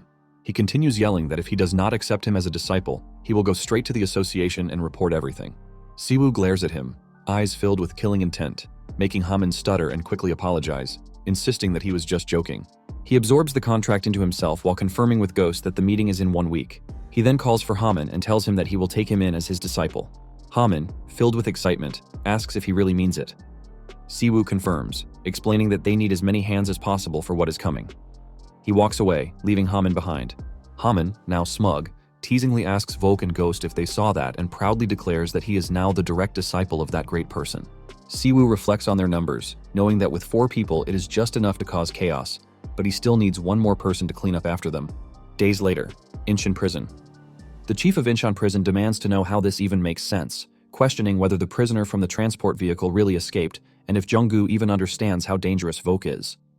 Frustration rises as the chief points out that the guards are completely unharmed, which means Vogue must have simply run away. He mentions that HMCS has been making waves lately, but now he assumes it was all just hype. Junggu remains silent, remembering Siwoo's words about Vogue being too fast to catch. He thinks to himself that if Siwoo is going to lie, he should at least put in more effort, wondering if Siwoo actually believes that simply saying cleanup is enough to fix everything. The chief then questions why the new escort officer has not reported in yet, shouting that discipline is a mess and that the responsibility falls entirely on HMCS. Junggu calmly responds, explaining that typically 4 to 5 officers escort an awakened prisoner, and in cases involving transfers to higher security prisons, the number increases to 10. However, in this case, he specifically requested only 1 officer, excluding the driver, and the driver was from Incheon Prison itself. The chief, now visibly shaken, stammers while asking what Junggu is implying, before quickly insisting that the responsibility for losing the prisoner still falls on HMCS. Junggu cuts him off, stating that according to what he has heard, the new escort officer has already taken responsibility. He then reveals that just before escaping, the prisoner confessed to bribing the higher-ups in that very prison. The chief, now in shock, asks if it is true that the body cam was off, dismissing it as an obvious lie. Junggu stands up as several HMCS members enter the office. He informs the chief that while they cannot take Vogue's words at face value, the accusation has now been made. Therefore, HMCS will conduct a full investigation into both the escaped prisoner and the prison itself. He then requests the chief's full cooperation. Later, Junggu is stunned when he sees him, but quickly regains his composure and reports that, as instructed, he has handled everything related to the escort mission. He also confirms that an investigation into the assassination group's bribery case has been launched. He looks at Haman, the old man known as Ghost, and Vogue, the escaped prisoner from earlier, all standing before him. Before he can ask anything, Siwoo covers his mouth and tells him to shut up and sit down because there is a long story behind this. Once Junggu calms down, Siwoo announces that they will begin the mission briefing. He informs them that the following day, they will infiltrate the Bestia Assassin Organization's meeting. He explains that this is a major gathering where 8 top-ranked awakened individuals, specialized in hunting hunters, will convene. He states that the turncoats will now explain the details of the infiltration and instructs Junggu and Haman to listen carefully. Junggu tells him to wait a minute and questions whether they are really planning to infiltrate an assassination group's meeting with no official backing and with such a small team. He then asks what the objective of the operation is. Siwoo simply responds that the objective is obvious. It is extermination. The next day, inside Bestia's meeting hall, the members were all seated. Wolverine remarked that it was a rare sight, noting that attendance was unusually high today. Tigray, however, pointed out that Red Ghost and Vogue were missing, meaning 2 members were absent, and the kid was dead. Wolverine scoffed and called Tigray a fool, explaining that he hadn't even counted the traitors. Hawkeye observed that neither Vogue nor Red Ghost seemed like the type to betray the organization, making their absence a surprise. Puma, unfazed, simply stated that if they had turned their backs on Bestia, they might be worth eliminating. Porcupine, visibly angry, cursed Vogue, calling him terrible for abandoning their planned trip to XX Land. Swearing vengeance, Porcupine declared that Vogue would pay. Grizzly, uninterested in the bickering, told everyone that it was enough and that the decision regarding the traitor's punishment was up to their leader, Boss Crow. Boss Crow, rather than responding immediately, simply asked why. He said he enjoyed all their chatter, encouraging them to continue. Having 3 people absent from a long-awaited meeting was surprising, even for him. After a moment, Boss Crow asked if anyone else had something to say, but the room fell into fearful silence. Amused, Boss Crow then asked if they should settle things with a death match to decide who would deal with the traitors. At this, the room grew even quieter. Black Mamba finally spoke up, stating that Boss Crow's jokes were rarely funny and that she should stop. He added that the traitor's punishment could be scheduled and handled at any time, but the real issue was that they already knew the meeting's time and location. Wolverine, unconcerned, simply asked what 2 nobodies could even do, mocking the idea that they would storm in right now. Suddenly, the system alarm blared, alerting them of an intruder. Unidentified movements had been detected on routes 1 through 5. Boss Crow laughed upon hearing the alert and commented that this was proof of the old saying about speaking things into existence. Grizzly immediately instructed everyone that there were 5 entry points, suggesting that they should each take one. Tigre, irritated, complained that she had even worn new clothing today. The 4 members stood up to deal with the intruders, and Black Mamba reminded them to finish quickly and return. Boss Crow told them that they would see them later. Grizzly, confused, asked if he, Porcupine, and Black Mamba weren't going as well. Black Mamba dismissed the idea, saying he had no interest in dealing with Small Fry. Porcupine, uninterested, pointed out that all the spots were taken anyway, so she would just stay and play a game instead. Boss Crow then turned to Black Mamba, commenting that in hindsight, he should have told them to bring back the intruders' heads for identification. Frustrated, he admitted that his men were too violent. Black Mamba replied that it was already impressive that Boss Crow had managed to put leashes on beasts like them.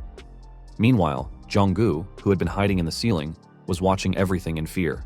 He thought to himself that he had never even won a 50,001 lottery ticket in his life, and now, somehow, he had hit the worst jackpot imaginable. 30 minutes earlier, outside Bestia's meeting hall, Siwoo and his team arrived at Bestia's headquarters, and Haman immediately noted that they had really found themselves a proper anthill. Ghost informed them that there were 5 entrances, each equipped with intruder detection sensors. However, because the interior layout changed regularly, they couldn't tell where each entrance led inside the facility. Ghost added that the only paths to the outside were those 5 entry points, and ultimately, all paths led to the central meeting hall, where their targets were. The only real difference between them was how long it would take to reach the center. Given that, he told them that they would each take a separate entrance. If they all went through the same one, the targets might escape through another. He then asked Jong-gu if he had brought the radio. Jong-gu confirmed and pulled it out from his bag. He instructed everyone to enter one at a time per entrance and reminded them that since the facility had sensors, they should assume the enemy already knew they were coming and be prepared. He also warned that if they encountered an opponent too strong to handle, they should radio him and hold them off as long as possible. Before stepping forward, he reminded them to report to him immediately upon locating their target, Black Mamba, inside Jong-gu's path. At first, everything seemed fine, but not long after Jong-gu entered through his designated entrance, his path was blocked. With no other choice, he went for the nearest air duct, crawling through the vents. Somehow, he ended up reaching the central meeting hall first, without encountering a single fight. He wondered if they hadn't even turned on the sensors for that route. Looking around, he quickly realized that every single person in the room was at least A rank or higher. The security seemed sloppy, but with so many open paths leading straight to the meeting hall, it was clearly a setup to kill any intruders the moment they stepped inside. Jong-gu deduced that the guards had already left to intercept the intruders, meaning there were now 5 separate fights happening simultaneously. Even if he called for backup, it wouldn't regroup right away. Reaching into his pocket, he grabbed a small marble, wondering if he should start thinning their numbers himself. He threw it down, letting it roll across the floor. Porcupine, noticing it, chased after it and saw that it was just a marble. She absent-mindedly guessed that it had somehow ended up in her pocket earlier. Boss Crow, watching her, casually asked if she was still playing slot machines. Porcupine, teasingly apologizing to Boss Crow, joked that she had hit the jackpot yesterday. She was about to grab the marble when it suddenly exploded. The blast shattered Porcupine into pieces. Boss Crow, however, remained completely calm, still seated, and simply remarked that Porcupine was dead. Black Mamba, unfazed, immediately deduced that a fast little rat had snuck in. Jong-gu, still hidden, threw a bomb at them. It hit Black Mamba's hand, and Black Mamba smirked, acknowledging that it was a nice ambush, but stated that he didn't like playing hide-and-seek. Without hesitation, Black Mamba threw the bomb back at the ceiling before it exploded. Fortunately, Jong-gu had managed to avoid the blast and jumped down from his hiding spot. He immediately attempted to kick Black Mamba, but Black Mamba blocked it effortlessly and recognized him as a member of HMCS. Jong-gu safely landed on the ground but felt frustrated. He had only managed to kill one of them. Even after using a magic grenade designed for anti-terror ops, the remaining members were completely fine. His eyes focused on the one who seemed to be the leader. He noticed that even though Boss Crow wasn't using any visible special skills, he gave off an overwhelming presence. Black Mamba spoke up, saying that he knew Jong-gu hadn't come alone. He then asked if the traitors had run to HMCS and spilled everything. Jong-gu simply asked him back, what if they did? Black Mamba, unimpressed, replied that he would actually be impressed if they had. He remarked that risking their lives to leave the organization only to join something even more worthless was ridiculous. His words irritated Jong-gu, who threw something at him in anger, a set of knives aimed straight at Black Mamba's head. Boss Crow watched and commented that it wasn't a bad move. Black Mamba let the knives graze his face, remaining completely calm, and stated that he had almost forgotten Jong-gu's skill with psychokinesis. Jong-gu clenched his fists in frustration. He noticed that Black Mamba's skin was incredibly tough and that his regeneration was unnaturally fast. Even though Black Mamba was only reinforcing himself with mana, his speed and durability were insane. Suddenly, Black Mamba dashed forward. Jong-gu barely had time to react. Black Mamba, calling the fight a sufficient warm-up, closed the distance in an instant. Jong-gu was shocked at Black Mamba's speed and barely managed to cover himself with his arms before impact. The force slammed him into the wall, sending him crashing to the floor in pain. Black Mamba looked down at him and commented that he hadn't planned on leaving handprints on his vital organs, but since he was already bleeding, he guessed he had no choice. He then asked Boss Crow if he could kill Jong-gu now. Boss Crow simply replied no, stating that he would figure something out instead. Ignoring his injuries, Jong-gu immediately grabbed his radio and reported that he was engaging targets in the central hall. Before he could say anything more, Black Mamba kicked him down again, taunting that he was a little late in calling for help. Black Mamba then smirked and asked who was coming next. The HMCS branch chief? The traitor Red Ghost? The little wolf pup? Or perhaps all of them? At that moment, Ghost, Voke, and Haman appeared behind Black Mamba and launched their attacks together. Their attack caused a small explosion, but unfortunately, Black Mamba managed to jump away just in time to dodge it. He then calmly told them that the ambush was a bit unexpected, and that he couldn't believe they had gotten past Bestia's killers so easily. Black Mamba then turned to Boss Crow, remarking that she must be disappointed. Boss Crow replied that she thought she had picked some useful ones, but hadn't expected them to be that weak. However, Black Mamba suddenly sensed something was off. He observed their injuries and confirmed that there had been a fight, but he doubted they could have taken down Tigre or Grizzly so easily. Without warning, Black Mamba stomped the floor, causing it to shatter. The impact sent a powerful shockwave crawling toward them, breaking apart the ground beneath their feet. Haman rushed forward, calling Black Mamba a murderous bastard, and launched his fist at him, shouting that he was talking way too much. Black Mamba simply grabbed Haman's hand mid-attack and asked if he was Hunter Chu Haman from the White Lion Guild. He then questioned why someone like him was here instead of with HMCS. Before Haman could respond, Black Mamba threw him aside, sending him crashing onto the floor and bouncing hard against the wall. Black Mamba then addressed the group, stating that, no matter how he looked at it, something didn't add up.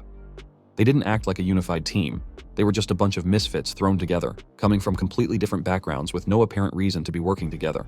He then asked who was responsible, who had brought them all together. At that moment, one of the gates opened, and Siwoo appeared, dragging a battered Wolverine core along with his other teammates. Furious, Haman asked if Black Mamba was underestimating him, and then shouted at Jong-gu to get up and get his head straight.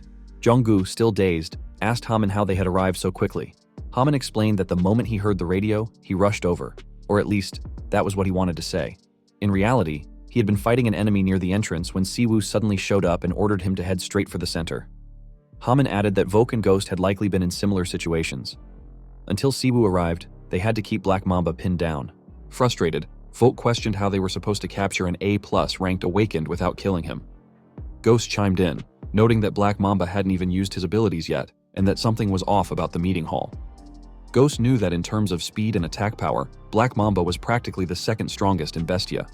However, Black Mamba didn't have high-level detection or tracking skills, meaning he must have set something up in advance, or perhaps Bestia's leader had. Ghost also knew that Boss Crow's abilities remained a complete mystery to them, making it impossible to predict when she would throw in a wild card. Ghost then pulled out his wand and shouted to the others that he would take care of Crow, while they focused on capturing Black Mamba. Voke, who was in the middle of battling Black Mamba, cursed under his breath, frustrated that the dirty work always fell to him. Black Mamba kicked Voke down and, with a sigh, asked if anyone was actually going to answer his question. Haman then appeared behind Black Mamba and attacked again, while Ghost chanted a spell, shouting that until their master arrived, no one was leaving.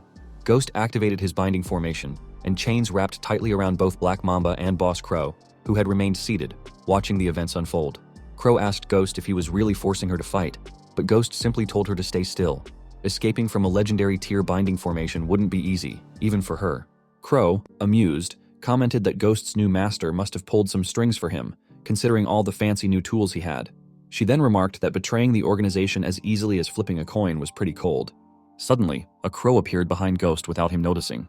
Crow then called out to Porcupine, asking if she had been right. To everyone's shock, the crow transformed into Porcupine and delivered a powerful kick, sending Ghost crashing to the ground. Volk rushed to Ghost in concern, while Jong-gu, stunned, stammered in disbelief, demanding to know what the hell was happening. He then shouted that Porcupine was definitely dead. The chains disappeared, freeing both Black Mamba and Crow. Black Mamba then told them that any further fighting would be a waste of time. They were all busy people after all. He added that no one knew when reinforcements might arrive, and they still needed to clean up what remained of the fallen organization. Without hesitation, Black Mamba transformed into a Draconian, an A2+ ranked skill, and declared that they would all have to die as soon as possible. Jong-gu told Haman that he would provide remote support, but Haman simply told him to stay put.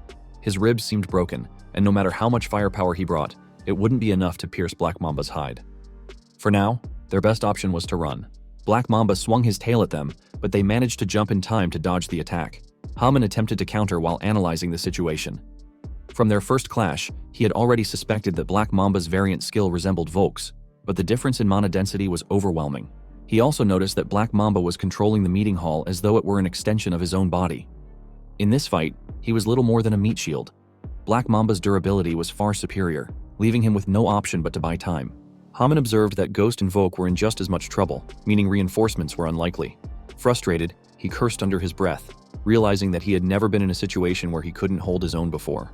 Black Mamba suddenly launched a punch toward Haman, but before it could land, a knife pierced his hand, halting the attack. However, Black Mamba simply healed himself, shocking Jong-gu, who had not expected him to be capable of elemental magic as well. Black Mamba rolled his tail around for another sweeping attack, but they managed to jump away just in time once more. Haman shouted to Jong-gu, warning him about a large stone overhead, but before he could react, Black Mamba appeared beside him and questioned whether he really had time to be worrying about others. Without hesitation, he slammed Haman into the floor. Black Mamba then appeared behind Jong-gu and remarked that Brightside hunters always made the same mistake. Wrapping his arm around Jong-gu's neck, he tightened his grip, choking him. He continued, mocking the idea that hunters believed skill ranks and mana levels determined the outcome of battle. Jong-gu struggled to breathe, but Black Mamba only teased him further, reminding him that they had willingly walked into the enemy's stronghold. He questioned whether they really thought there wouldn't be defenses set up in their own base. As Jong-gu's vision blurred, he glanced around and saw Crow idly watching while Porcupine attacked Volk, shouting that he was a liar and deserved to die. Black Mamba then revealed that the entire hall's floor was rigged with self-destruction, tracking, and enhancement formations as emergency contingencies.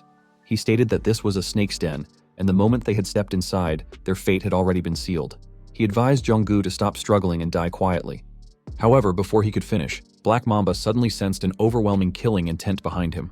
Acting on instinct, he leaped away, narrowly avoiding an incoming attack. Siwoo then rushed forward at an incredible speed, effortlessly pinning Black Mamba against the wall. Fury burned in his eyes as he finally declared that he had found him. Porcupine dashed toward him, shouting as she demanded to know who the hell he was. However, before she could react, he easily killed her with a thunder-based attack. Vrao, witnessing the scene, was amazed and asked if he had reverse-engineered all the magic circles in that space. He remained silent, merely glaring at Crow, while Pri shouted that it had only been possible because of him, and remarked that Crow was surprisingly slow-witted. Crow clapped her hands, seemingly excited, and commented that the haul had cost billions, yet he had reduced it to scraps in an instant. Black Mamba moved his hands slightly, stating that he was a little surprised by the rude entrance, but that now he finally understood. He then attempted to slash at him, but Siwoo jumped backward just in time to evade the attack. Black Mamba then asked if he was the one responsible for wiping out the killers and gathering those people. Instead of answering directly, he furiously shot back, demanding to know why Black Mamba was calling him the culprit when it had been him all along. Crow, now confused, questioned whether Black Mamba had been the target from the very beginning. She turned to him, asking what kind of mess he had gotten himself into. Black Mamba, however, dismissed the idea, replying that it couldn't be, as he was simply a person who followed orders. But as he processed the situation, realization struck him. His opponent was here for revenge. Acknowledging this, Black Mamba admitted that no matter who he had killed, he wouldn't have left any trace behind, which meant that his adversary was quite an impressive individual. Releasing his magic, Siwoo confirmed that he was indeed here for revenge, but before that, there was something he needed to find out. As he controlled his magic power, the ground beneath them shifted, trapping Black Mamba inside. Crow took a step forward, seemingly about to say something, but Ghost and Vogue immediately stopped her. Ghost warned her not to move, explaining that their master had something he wanted to hear. Raising both hands in the air, Crow assured them that she had no intention of interfering. She then inquired about what had happened that made them so loyal and, more importantly, who Siwoo really was, all while watching Siwoo effortlessly overpower Black Mamba. The magic power repeatedly pierced through Black Mamba's thick skin, causing him to curse under his breath. He had never expected the buff magic circle to be reversed and turned into a trap against him. He wondered if Siwoo had used tracking magic, but after observing his skill in battle, he realized that wasn't the case. Instead, Siwoo's attack speed was at a completely different level compared to an ordinary melee hunter. Siwoo launched another attack, sending Black Mamba bouncing off the floor before slamming into the wall. As Black Mamba collapsed onto the ground, his skill deactivated from the pain. Yet, despite his injuries, he let out a laugh and admitted that Siwoo was the first person he had ever met who was like this. Black Mamba cast another spell, stating that he prided himself on knowing everything about high-ranking hunters. He then demanded to know what the hell Siwoo was. As he unleashed his magic toward Siwoo, he also questioned what Siwoo wanted from him. However, Siwoo easily dodged the attack and reappeared above Black Mamba, his foot poised to strike. Siwoo told him that he seemed to be misunderstanding something. Before Black Mamba could react, Siwoo stomped his head down, reminding him that he wasn't the one asking questions, Siwoo was. He then asked if Black Mamba could even feel how much he was holding back. Without waiting for an answer, he repeatedly stomped Black Mamba's head, warning him that if he let loose even a little, he would kill him. Until he permitted otherwise, Black Mamba needed to stay silent and endure. Black Mamba, unable to withstand the relentless assault, began begging for him to stop. Siwoo lifted him up and with a cold tone, reminded him about the VIPs. He then demanded to know who had ordered the hit on young Min-jun. Black Mamba's eyes widened in shock as he realized that Siwoo was talking about historian young Min-jun. Black Mamba laughed and questioned how he even knew about it, asking if Min-jun was his associate. However, he was met with a cold order to talk. Siwoo reminded him that he wanted to live. Gripping his hand tightly, Black Mamba stuttered, admitting that he was right and he would tell him. But before he could say more, he suddenly activated his skill, opening his mouth and spitting dark saliva at him while shouting that even if he revealed the truth, his ears would melt before he could even hear it. Letting go, Black Mamba continued laughing, stating that a killer's basic rule was secrecy regarding their clients. However, his laughter faded when he realized his attack had failed. Siwoo's head hadn't melted. Furious, he asked if he had just spat in his face. Siwoo simply healed himself and in a serious tone, asked Black Mamba if this meant he didn't want to talk. He warned that he would make him want to talk. Black Mamba, shocked, struggled to comprehend that his enemy was also a healer. Panicking, Black Mamba called for Crow, but she only apologized, explaining that she was currently surrounded. Seeing no way out, Black Mamba looked at him, stuttering as he finally agreed to talk. As he was midway sentence, he was swiftly cut down. Siwoo, surprised, recognizes it was Pandemonium. Crow, watching Black Mamba fall, laughed and snapped her fingers, causing a strong wind to erupt around her, pushing everyone away. With a smirk, she stated that she finally understood. She then looked at him and declared that he was the first-generation hunter, the Mad Dog, Min Siwoo, the one who had gone missing 10 years ago. Siwoo asked if she was also from Pandemonium. Laughing, she denied it and explained that their organization was nothing more than an assassin guild, and that killers were just tools. She then admitted that her guess had been based on how quickly he had identified Pandemonium and his overwhelming strength. Additionally, she had once heard stories from his sister about a first-generation hunter with bizarre healing abilities. Siwoo simply asked if she truly knew nothing, warning her that if she lied, he would know immediately. Crow assured him that she was telling the truth, and added that since he had already figured out some things about her, her answer should be enough. However, she then remarked that it was strange how she had completely forgotten about his existence until now, though it wasn't her problem. Snapping her fingers once again, she casually ordered Porcupine to get up. To everyone's shock, Porcupine came back to life. Crow then caused an explosion in the ceiling and flew upward with Porcupine. Before leaving, she turned to Siwoo and asked if he planned to chase them. He remained calm and replied that there was no need. He had already gotten what he needed. Smiling, she waved goodbye while opening a portal, telling him they would meet again soon. Hamin, still watching, asked if they were really just going to let them go.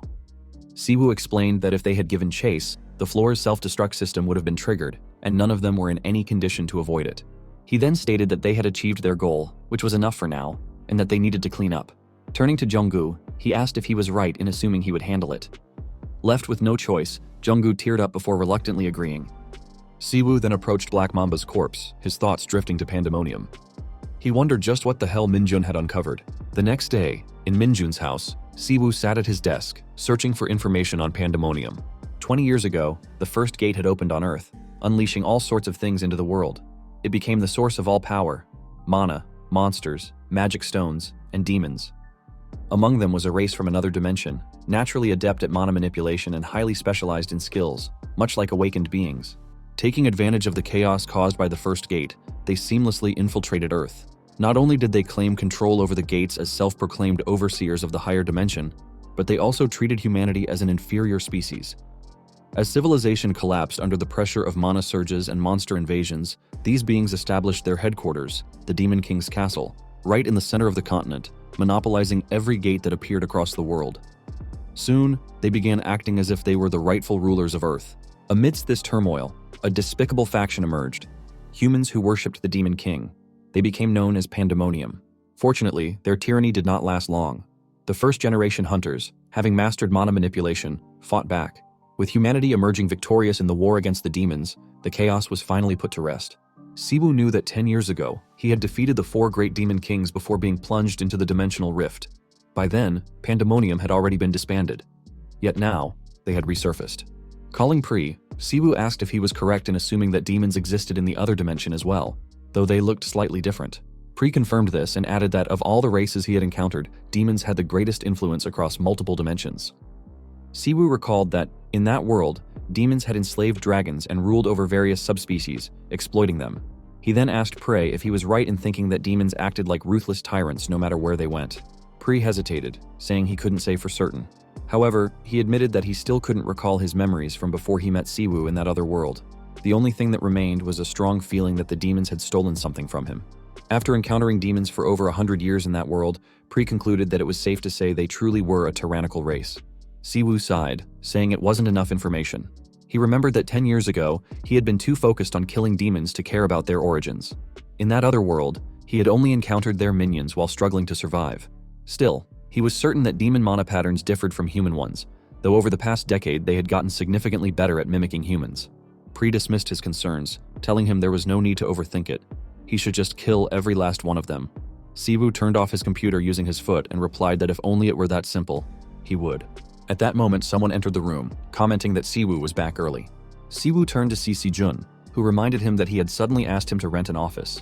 Curious, Si-jun asked what it was all about, and what kind of trouble he had gotten into this time.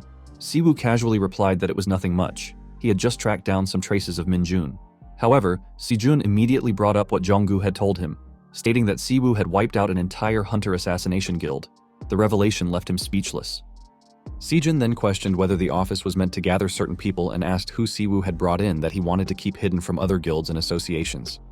He reminded Siwu that he had warned him repeatedly that they couldn't afford to stand out right now. If Daesu caught wind of this, he was done for. Siwu, pouting slightly, muttered that Jong-gu was such a loudmouth. He then reassured Si-jun not to worry, explaining that Jong-gu had erased all traces of his involvement. As for Daesu, he was already planning to meet him in person soon. Si-jun was shocked by the idea. Siwu explained that there were simply too many things on his mind, and if he confronted Daesu directly, Daesu wouldn't be able to make any unnecessary moves. Still concerned, Si-jun asked if he was right in assuming that Siwu wasn't fully recovered yet. He admitted that he couldn't stop him, but at the very least, he urged him not to be reckless. Siwu approached Si-jun as he spoke, telling him that 10 years had passed and the world had changed a lot. If he got into trouble again, Si-jun wouldn't be able to save him this time. Grabbing Si-jun from behind, Siwu patted his head, assuring him that he could handle himself. He then teasingly asked why Si-jun was worrying so much. Annoyed, Si-jun shouted at him to stop, making Siwu smirk as he jokingly asked if Si-jun was actually trying to fight back now. Si-jun agreed but reminded him to keep his promise, pointing out that he had agreed to train their guild's rookie hunters in exchange for the office space. He then asked if Siwu remembered Jisoo, the hunter, and mentioned that Jisoo's awakening skill had turned out to be quite unusual and tricky. It would be great if Siwu could check it out. Uninterested, Siwu agreed and then changed the subject, saying they should eat now because he was starving. Si-jun, surprised, asked if he was right in thinking that Siwu had already eaten dinner and if he was some kind of black hole. Pri then chimed in, saying that he was hungry too and demanded to be fed. He added that Siwu's pathetic mana wouldn't be enough, so he should bring him some chicken. Siwu, exasperated, muttered that he felt like all this hunger was entirely Pri's fault. Before the conversation could continue, his phone rang. Seeing that it was Jong-gu, he answered. The moment the call connected, Jong-gu shouted, demanding to know why Siwu had left his name out of the incident. Annoyed, Siwu asked why he was yelling, if he hadn't already snitched everything to his brother, and if he had some kind of death wish. Jung-gu, ignoring his irritation, insisted that wasn't the point, and asked if Siwoo even realized how big the case was. He explained that it was the first time a professional hunter assassination group had been exposed, and with HMCS taking them down single-handedly, every news outlet and agency was now swarming them with interview and cooperation requests. He added that ever since the gut incident, Gunho had been keeping a close eye on their team, and because Siwoo had left his name out, he was now the only one left in the clear. Siwoo asked if that wasn't a good thing, pointing out that Jung-gu was getting all the credit. Jung-gu, almost in tears, told him that it was far beyond just getting credit. He asked how he was supposed to explain taking down that many killers alone. Siwoo simply ordered him to coordinate his story with White Lion since Haman was from that guild. Jung-gu admitted that he had already tried, but White Lion's guildmaster, Sungil, was something else entirely. Crying, Jung-gu said he understood that the Imperial Guildmaster wanted to protect Siwoo, but given the previous prison break incident, it would be better if Siwoo stepped in himself. Siwoo agreed but told Jung-gu that he was eating right now. Wishing him good luck, he casually told him they would talk tomorrow. Jung-gu screamed in frustration, calling his name, but Siwoo simply hung up. Stepping out of his office, Siwoo sat down on the sofa. From the kitchen, where he was cooking, Sejun asked if it was Jung-gu on the phone. Siwoo confirmed it was and added that Jung-gu had said he loved his job and was so happy. He then looked at Sejun and asked how the demons had been behaving lately and if they were the same as 10 years ago. Sejun shook his head and explained that after the 4 great demon kings disappeared, the demons had actually proposed a peace treaty. Since then, they had stationed themselves in the polar continent, establishing institutions to study the mana that had seeped into the earth. He added that the demons hadn't caused any major incidents since, and that some nations even collaborated with them on research. Apparently, it was now extremely rare for demons to leave the polar continent, and they had been out of sight for so long that some kids nowadays thought demons were nothing more than urban legends. Siwoo was irritated upon hearing that the demons had actually submitted a peace treaty. Pri shouted that it sounded like a joke and that it was ridiculous for demons to be talking about peace. Siwoo felt the same, but he also knew that there were trashy humans too, and that not all demons were the same. Still, he couldn't shake the feeling that something was off. He had noticed that Crow used demon-like mana patterns, yet something about them felt different. It made him wonder if Crow was a half-blood between a demon and a human. However, he quickly dismissed the thought. Demons had only appeared on Earth 20 years ago, making it impossible. Picking up their group photo, he reflected on everything that had led to this moment. What had started as a mission to avenge Min-jun had become something much bigger. As he followed Min-jun's trail, he had the unsettling feeling that this fight would last far longer than he had ever expected. Later, Ghost, Volk, and Haman gathered in his office. Siwoo ordered them to circulate the mana in their bodies and focus, but at the same time, they needed to be aware of their dantian. Haman, confused, asked what a dantian was. Even after hearing the explanation, he admitted that it didn't really resonate with him. He questioned whether skill awakening wasn't something that just burst out when adrenaline was pumping. No matter how much he sat down and meditated, it didn't seem to improve his output at all. Instead, he asked if it wouldn't be better to just move his body intensely. Siwoo, clearly irritated, hit Volk on the head as he noticed him dozing off. He reminded them that they had begged him to train them, yet now that he had finally agreed, this was how they acted. He then asked if they seriously thought skill was like sweat, something that would leave them groggy after a single drop. Frustrated, he questioned whether people these days just threw mana around with no sense of control. Volk then asked if all this complicated training was really necessary, arguing that if a single strike was overwhelmingly strong, wasn't that enough? Siwoo scoffed and asked if they thought this was some kind of tutorial tower. Since they had first awakened their skills in an artificial gate, they were completely mistaken. He proceeded to lecture them, explaining that the power they gained depended entirely on how they burned their fuel, mana. The difference between controlled and uncontrolled mana usage was like night and day. However, since they hadn't even mastered the basics of mana circulation, they had only been using their skills by accident. That was why they couldn't feel their dantian or whatever else they were struggling with. Deciding to explain it once and for all, he instructed them to listen carefully. He explained that when a human first resonated with mana, a storage space opened inside their body called the dantian. The power generated from the mana circulating within the dantian was then awakened and manifested externally according to an individual's traits. However, the density of a skill depended on how efficiently one could control the mana stored in the dantian. To demonstrate, he released his mana, rolling it around the tip of his finger. He continued, explaining that through training, the dantian could expand, allowing a person to store even more mana. At an even higher level, additional dantians could open within the body. However, in their case, humans had only been exposed to mana for about 20 years. Since it was still an unknown power, understanding its essence was even more important. Haman, intrigued, released his mana and stared at it. Siwoo then told them that meditation-based mana control training was the best method for understanding it, so they needed to stop talking and focus. Pri, watching the scene unfold, mocked Siwoo, saying that he was acting all knowledgeable now despite struggling for 100 years. Siwoo ignored him and instead turned back to his disciples. He warned them that starting the next day, he would push their bodies to the verge of death with physical training, so they shouldn't worry about anything else. Turning to Voke and Ghost, he made it clear that just because they were on a leash, they shouldn't think they would get off easy. Until they paid for their crimes, they would be trained to death. Both of them stuttered out a reluctant agreement. At that moment, Junggu entered the room, saying he had known Siwoo would be there. He also pointed out that Siwoo hadn't been answering his phone. Exhausted, Junggu asked if Siwoo had any idea how long he had been looking for him. Siwoo casually replied that it was because Junggu called him at all hours, then teasingly asked if he was some kind of stalker. Junggu was too shocked by the answer to respond properly, and instead told him that he needed to come to headquarters immediately. The branch manager was calling for him. A moment later, they arrived at HMCS headquarters and saw employees gathered outside. Siwoo turned to Junggu, asking why the branch manager wanted to see him and if Junggu had used his name. Junggu reassured him that there was no way he would do that. He wasn't entirely sure of the reason, but he suspected it might be related to the Incheon prison corruption transport case from before. Before they could continue, two men appeared in front of them. One of them addressed Junggu, asking if he was team leader Huang. HMCS Gangnam team leader Sung Changwon, accompanied by his deputy, Ha Juntae, remarked that he had heard Junggu had pulled off something big. While they had been away on business, the once-forgotten desk job gangbook team had suddenly become the talk of the town. Changwon then asked Junggu what kind of magic he had pulled off. Seeing Changwon already back from his business trip, Junggu was visibly irritated.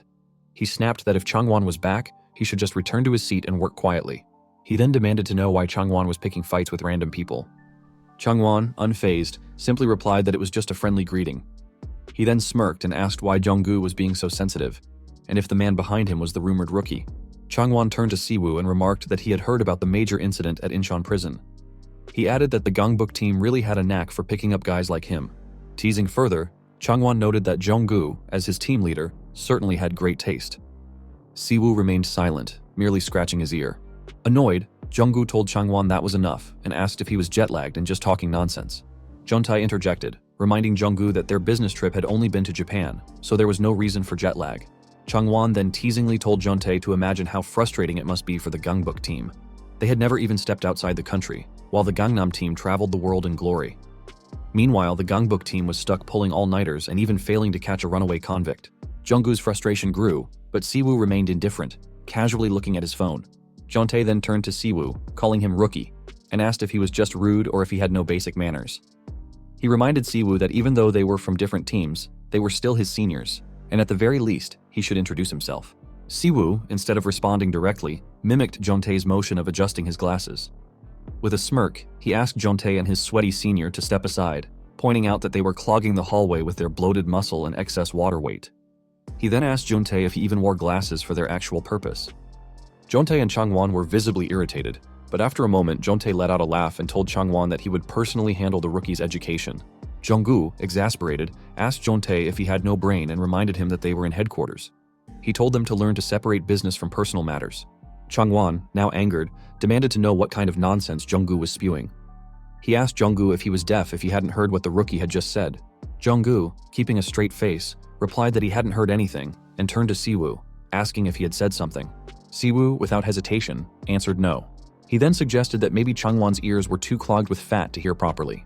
Changwon, now fuming, declared that the two of them were out of their minds.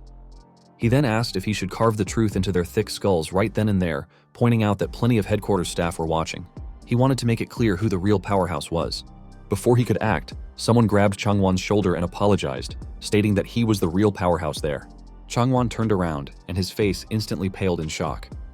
Standing behind him was HMCS branch manager Baek Gunho. Changwon and Juntae immediately greeted their superior. Gunho turned to Siwoo and remarked that he had been wondering what was taking so long, only to find out that Siwoo had been held up there. He then scolded Junggu, telling him that he should have handled it and arrived faster. Junggu quickly apologized. Gunho then dragged Siwoo away, asking if he liked pu'er tea. He mentioned that since they had a special guest, he had prepared something nice. Changwon tried to stop him, calling out to Gunho and attempting to explain the situation. However, Gunho remained calm and instead addressed Changwon directly. He stated that he had recently heard rumors about how, during Changwon's trip to Japan, he had demanded extra entertainment outside of official duties. He advised Changwon that if he truly wanted to be a powerhouse, he should focus on his work first and stop wasting time on nonsense. Changwon, defeated, could only reply with a reluctant yes. As Gunho and Siwoo walked away, Changwon turned to Juntae and asked who the hell that rookie was and what kind of backing he had for the branch manager to go out of his way like this. Juntae, still baffled, admitted that he had no idea either. Once inside the branch manager's office, Gunho remarked that this was their first face-to-face meeting. Since Siwoo had been busy ever since he joined, there hadn't been a proper chance until now. Siwoo calmly acknowledged this and then got straight to the point, asking Gunho why he had called him in. Junggu, sitting nearby, began sweating nervously. Gunho, however, only laughed, saying that he liked how straightforward Siwoo was. He then revealed that the reason for calling him in was to ask a few questions about the Incheon prison transport mission. Junggu's nervousness only grew. Gunho continued, explaining that due to the Bestia incident, the investigation had now been transferred to their jurisdiction. While the Incheon prison corruption case was being handled separately, they couldn't just ignore the case of the escaped prisoner. He then asked Siwoo to explain. Gunho pointed out that it was hard to believe that someone capable of defeating Gut from the Red Light Guild could have simply lost track of a fugitive. He then asked if Siwoo was sure he didn't know anything about the escapee's whereabouts. Siwoo took a sip of his tea, remaining calm while Junggu continued sweating profusely beside him. Gunho then ordered Junggu to step outside for a moment. Without hesitation, Junggu responded with a nervous yes and left the office, apologetically glancing at Siwoo as he closed the door behind him. With Junggu gone, Gunho turned to Siwoo and assured him that he wasn't an inflexible person. He mentioned that he had known Junggu for a long time and believed he was a competent man. However, it was hard to believe that Junggu had single-handedly investigated and destroyed an assassination organization. Gunho then stated that the destruction of the hunter assassination group Bestia and the escaped convict were surely connected. He reasoned that Siwoo must have picked up some kind of lead while on the escort mission. As he knew, that case was a significant achievement. Gunho went on to say that if the escapee had provided any information on the organization itself, there might be room for leniency. However, regardless of the circumstances, they couldn't simply turn a blind eye to an awakened criminal who was on the Hunter Investigation Bureau's wanted list. More importantly, with a mysterious rookie like Siwoo involved, the situation had become even more delicate. Gunho then revealed that he had sought advice from someone he knew regarding the situation. Interestingly, that person seemed to know Siwoo quite well, so much so that he was very eager to meet him. Gunho had therefore invited him to the office. Siwoo, hearing someone approaching from behind, asked Gunho who he was talking about. Gunho replied that the guest was one of the legendary first-generation hunters and one of South Korea's 3 lords, the Warrior King, guild leader Do Kyung-hoo. Later, Kyung-hoo poured him a drink while asking how many years it had been. He admitted that even when Gunho told him about it, he still couldn't believe it. He was sure he had died. However, he simply replied that a lot had happened and remarked that Kyung-hoo had aged a lot in the meantime.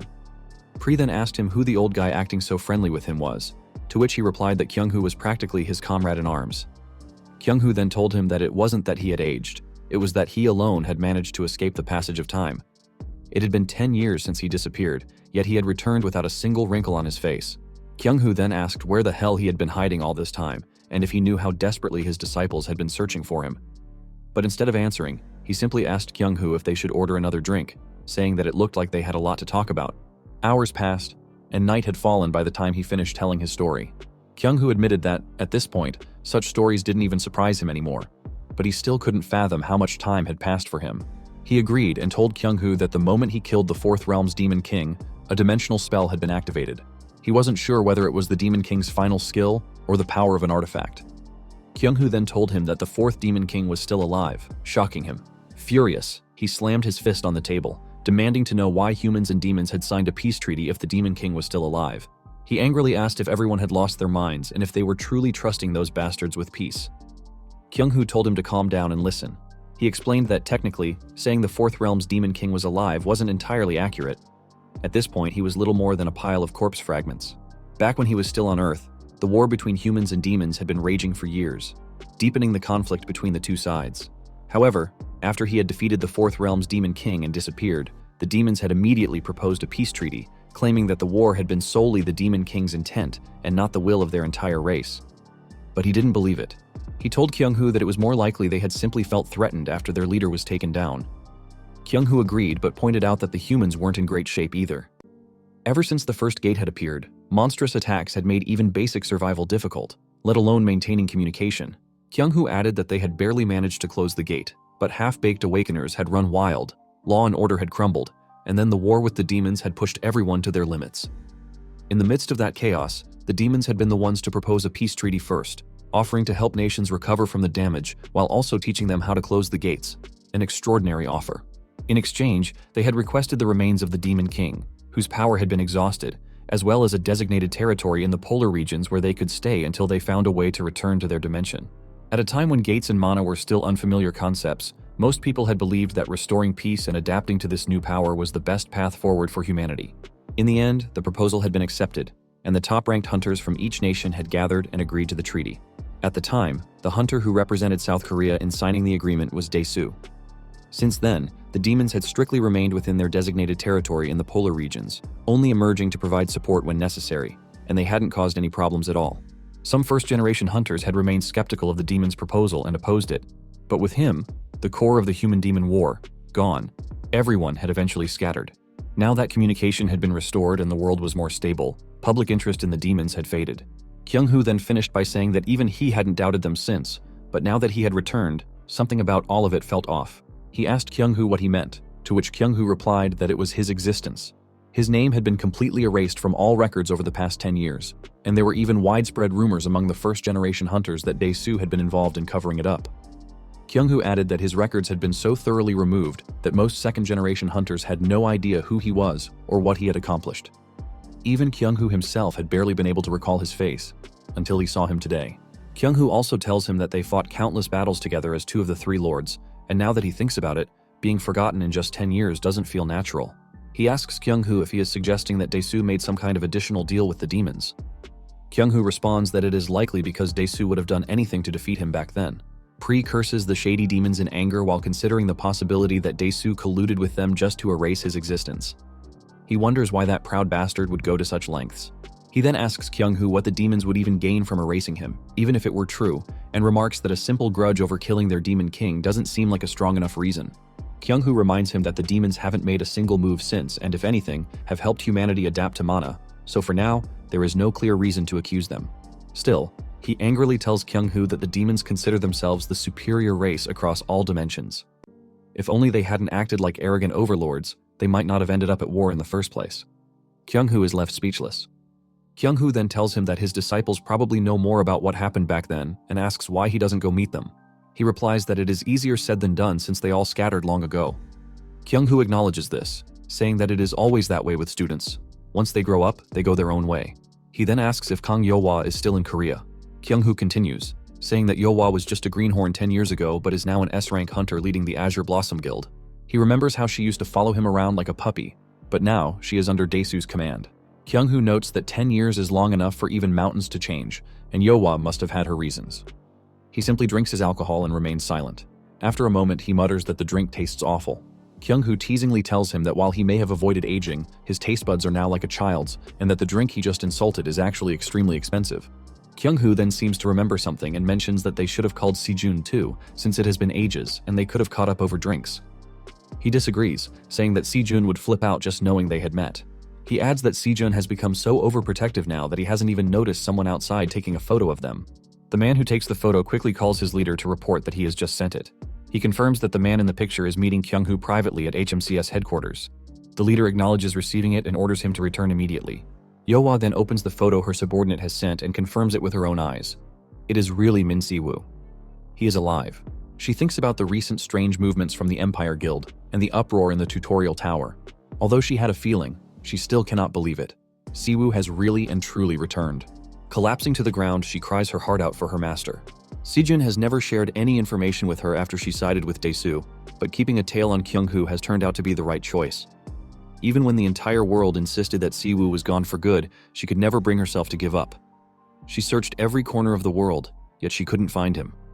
And now, he has suddenly appeared in Korea, completely unharmed.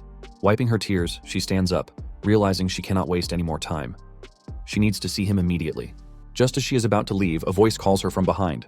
She freezes, turning to see Dae-soo standing there. Forcing composure, she greets him respectfully, but Dae-soo dismisses the formality and tells her to call him uncle when they are alone. He then asks where she is rushing off to. Trembling slightly, she replies that it is nothing. Dae-soo places a firm hand on her shoulder, gripping it tightly. He observes that it has been a long time since he has seen that expression on her face. Even when her mother died, she had remained cold as ice, but now she is visibly shaken. His voice darkens as he states that the rumors must be true. The mad dog has returned, causing Yo-hwa to feel a chill run down her spine. Dae-soo sighed, realizing that this was why Yohwa was ready to run off like a puppy that had found its owner. He patted her head and told her that she was still as naive and foolish as ever. He then reminded her that even if he had discarded that bloodline, she was still his only niece and his sister's only daughter. He asked if she really thought he would let her go so easily. Yohwa slapped his hand away and angrily told him not to be mistaken just because she had come to him on her own. From the very beginning, all she had wanted was to find her master. Daesu remained calm and asked if she truly believed he didn't already know that. He told her that he was well aware she had approached him because she suspected his involvement in Siwoo's disappearance. He revealed that he had taken her in, knowing full well that she would pretend to follow his orders while secretly digging into his confidential matters. His reason was simple. She had grown into a hunter with decent skills, making her useful to him. The realization both shocked and enraged her even more. Daesu then told her that, in the current world, every single hunter was a valuable asset. He asked if she thought he would simply hand over a skilled worker, especially one of his own blood, to that mad dog. Furious, she shouted at him not to make her laugh and demanded to know what right he had after abandoning her when she was at her lowest. She then declared that she had never once considered him family, and that, from the beginning, the one who had raised her was her master. Daesu agreed, and then told her that Siwoo had raised her without ever knowing she was the daughter of a vicious criminal. She froze at his words. As he walked past her, he told her not to be foolish and reminded her that she had seen firsthand how merciless Siwoo was to criminals. He then asked how she thought Siwoo would react if he learned the full truth about her past. Daesu added that no matter how much she pretended to be noble, her roots would never change. He left, leaving her trembling with anger as she cursed him under her breath. The next day, at the Empire Guild, Jisoo met with the man who had treated her injuries. She mentioned that she had heard from Si-jun that he would be personally leading the joint training session, and asked if the people beside him would also be participating. She pointed at Ghost and Volk, who were inside the mascot costume. He replied that they were his juniors, and he figured it would be good for everyone to train together, so they could think of them as their seniors. This confused the others as they glanced at Volk, who was visibly uncomfortable from the heat inside the costume. They bowed in greeting, and Jisoo introduced herself as a rookie. The man introduced himself as Kim Byung-guk. They then turned their attention to Ghost, noting that they had never seen a hunter that old before, yet his aura was no joke. Ghost smiled warmly and greeted them, then told Jisoo that she was a mature young girl with a sharp mind, and that he was sure she would learn quickly. Excited, she agreed and promised to do her best. Siwoo then turned to Volk and reminded him that even though it was called training, for them, it was nothing more than community service. He warned him that if they messed around, they would die. Volk, feeling pressured, asked if his mana oath had been for nothing and reminded Siwoo that his own head was on the line if he slacked off. Siwoo simply asked who didn't already know that and clarified that he was just telling him to take it seriously, as if they were paying for a crime. Volk groaned and said he understood, begging him to stop with the terrifying aura. Siwoo then walked toward the Empire Guild property, heading for Gate F5's entrance, and told everyone to follow. Jisoo admitted that she was nervous since this was her first time entering a gate since the tutorial tower due to her unique skill. Siwoo reassured her, telling her that there was no need to be nervous since a gate was simply a portal that connected dimensions. It was just a door, nothing more. Byung-guk, however, pointed out that there were cases where hunters had gone missing inside when gates closed, and people often said they had been eaten by the gate.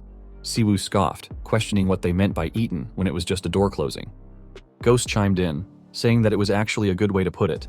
He explained that at this point, humanity was practically holding the key to those doors, and the fact that guilds now privately owned gates was proof of that. He added that what was once considered a disaster had now become a profitable business. Magic stones, monster cores, and even monster carcasses were all worth money. He warned them that if they let fear control them from the start, they wouldn't gain anything. With that, they stepped through the gate and were transported into a dungeon.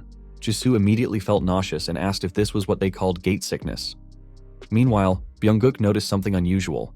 Unlike the tutorial tower, there weren't any monsters at the entrance. He tells Volk that anyone would think this was a field trip and asks if all kids these days treat it that way. He then mentions hearing about a hunter academy and questions what they even teach there. Volk replies that, as someone from the first generation, it might not make sense to him, but for the 1.5 generation and beyond, gate raiding has essentially become just another profession with a structured curriculum. He explains that trainees go through the tutorial tower step by step, obtain their rank, and then get scouted by guilds based on their value. Only after joining a guild do they learn actual combat. He asks Volk if they consider taking down a few dozen monsters in an F-rank gate to be real combat, then comments that it looks like they are just churning out weaklings who would be wiped out in a real crisis. He then calls the rookies and orders them to demonstrate their skills before they get serious. They immediately reply in agreement and begin to showcase their abilities. Meanwhile, Byung-guk, observing the situation, reflects that he is only following the guildmaster's orders and wonders who Siwoo even is, bringing in outsiders and acting like he runs the place.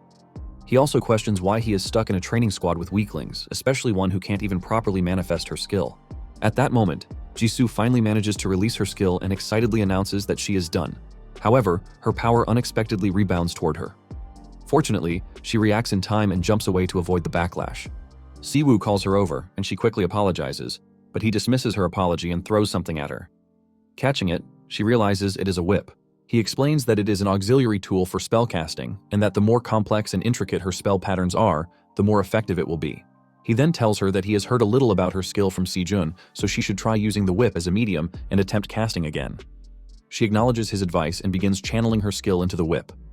While she is focused on her spell, Byung-guk hears something approaching and turns to see a horde of goblins gathering at the top of a cliff.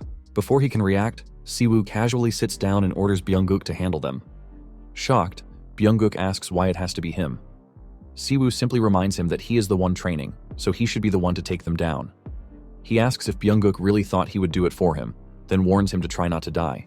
Frustrated but left with no choice, Byung-guk activates his skill and prepares to fight off the goblins as they leap toward him.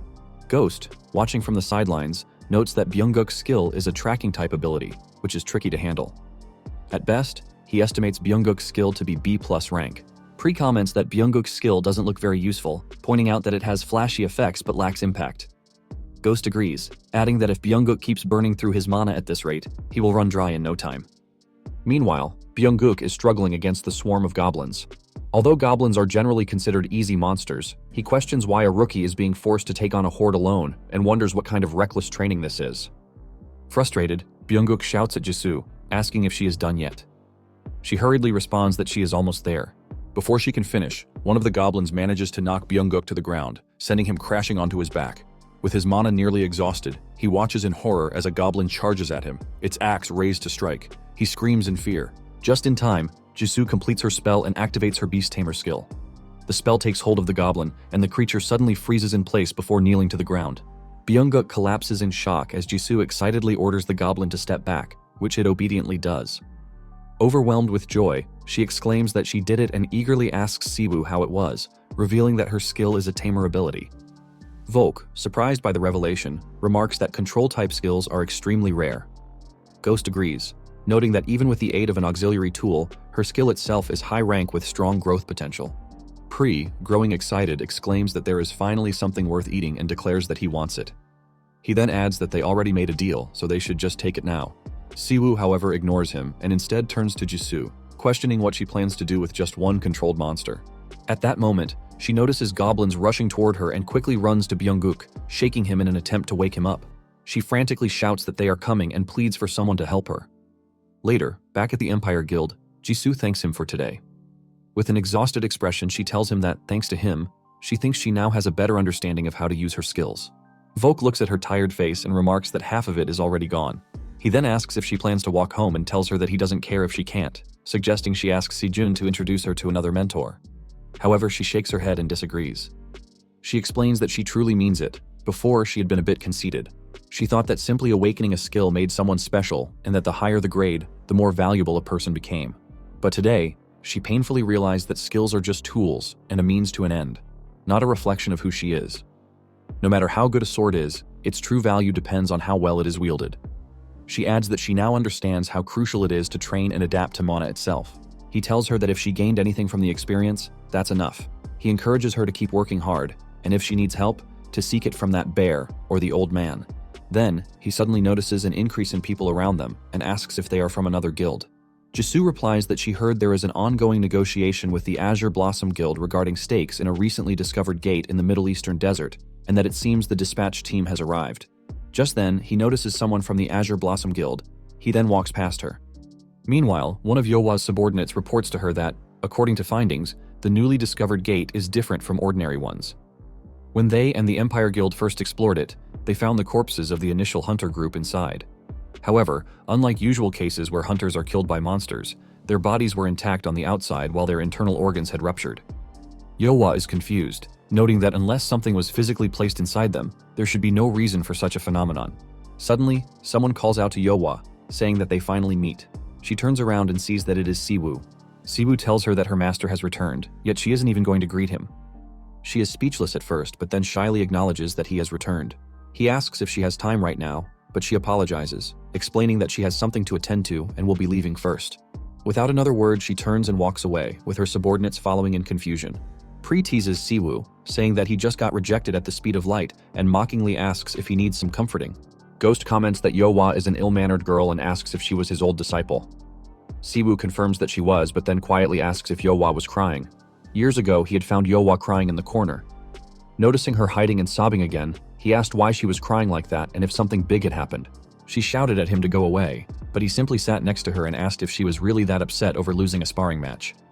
He noted that she and Sejun were about the same age and questioned why she always had to cry in hiding when people would find out anyway. Reaching out, he stroked her hair, but she immediately pushed his hand away. She told him that since Sejun was his biological younger brother, it was obvious that he trained Sejun better than her. She bitterly remarked that she was just someone he picked up off the streets, and while she should be grateful for that, she would appreciate it if he didn't meddle in unnecessary matters. She acknowledged that he was strong and had a big heart, but reminded him that he wasn't even her real brother. In response, he simply grabbed her head and stroked her hair again, making her sigh in defeat. He then told her that the world was already terrible enough, so why couldn't he at least choose his own family? He then tells her that he will consider her his little sister, so she should just think of him as her big brother. He asks if that would make her feel less sad, but she shyly replies no, and questions who even asked for that in the first place. He chuckles and tells her that even when he is nice to her, she remains cold, then asks if she wants extra hard training tomorrow and if she would like him to make her cry twice as much.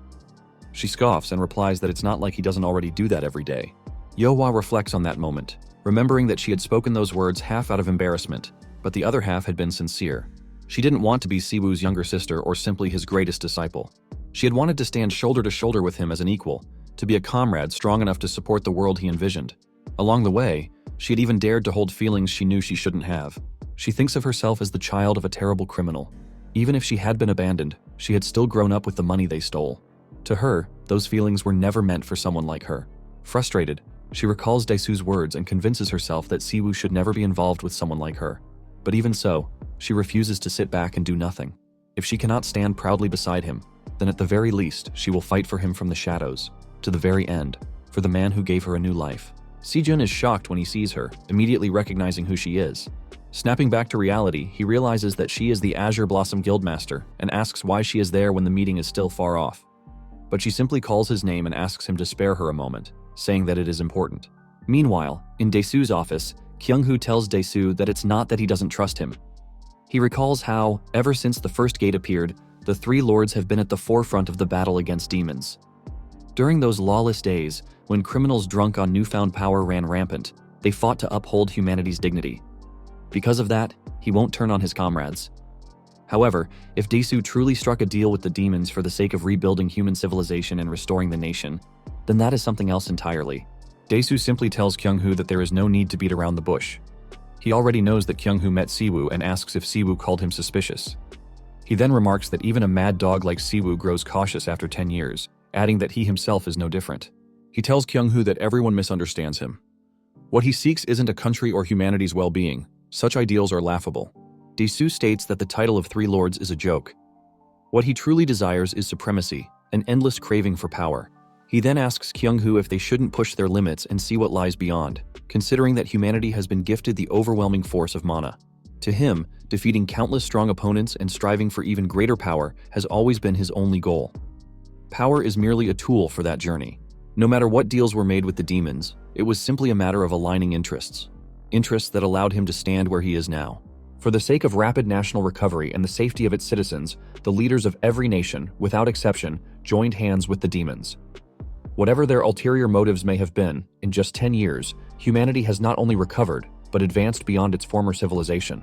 Daesu then reminds Kyung-hoo that back then, even he must have seen negotiation as the best course of action. He asks if Kyung-hoo now intends to hold him accountable, leaving Kyung-hoo momentarily speechless.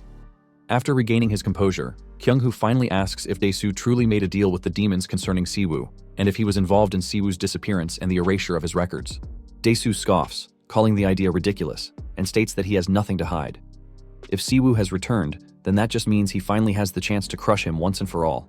He then offers Kyung-hoo a three-way confrontation if that's what he wants. Before Daesu can say more, he suddenly hears Siwoo's voice commenting that this actually works out perfectly. Shocked, Daesu immediately turns around and sees Siwoo floating in the air. Siwoo tells him that he has a few questions of his own, adding that it has been a long time since they last saw each other. He aimed his palm at the window, shattering it into pieces with a burst of lightning. Despite the dramatic entrance, Dae-soo smiled broadly upon seeing him. Stepping inside the building, he remarked that Dae-soo lived in such a high place, but coming through the front gate was a hassle with all the procedures. He decided to get straight to the point before Dae-soo's annoying bodyguards could gather. He asked Dae-soo directly if he had teamed up with Pandemonium and sent him to another world 10 years ago. Dae-soo, unfazed, teased him, asking if that was all he had to say after such a flashy entrance and mocking him for having become boring. Frustrated, he threatened to flip the entire building upside down and called Dae-soo One Eye, demanding he answer the question. Dae-soo laughed loudly, commenting that his arrogant attitude hadn't changed a bit. He noted that 10 years had passed, yet there wasn't a single crack on his face, suggesting he must have had an enjoyable trip to another world.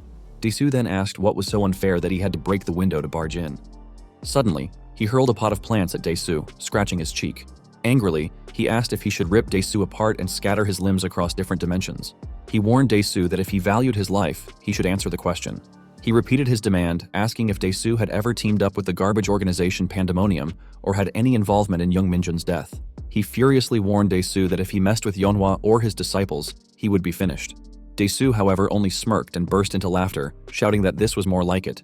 He had missed the bloodthirsty battlefield vibe he brought. Dae-soo then released his aura, explaining that while he had been taking it easy in another world, Dae-soo had been using his position to fight strong hunters from around the world and grow stronger. He confidently declared that the killing intent of an old rival no longer fazed him. It wasn't enough to make his blood boil as it should. Dae-soo unleashed his dark power, teasingly asking if he was still someone who could burn hot enough to make risking their lives worthwhile. In response, he simply asked if he needed to punch another hole in Dae-soo's mouth to get an answer. Just as they were about to attack each other, Kyung-hoo intervened, stopping them in time. He shouted at them to calm down and think about where they were and the gravity of the situation. Kyung-hoo reminded Dae-soo that he was an SS rank hunter and a representative of the nation. Starting a fight in a civilian area was unacceptable. He asked if Dae-soo understood the weight of his position.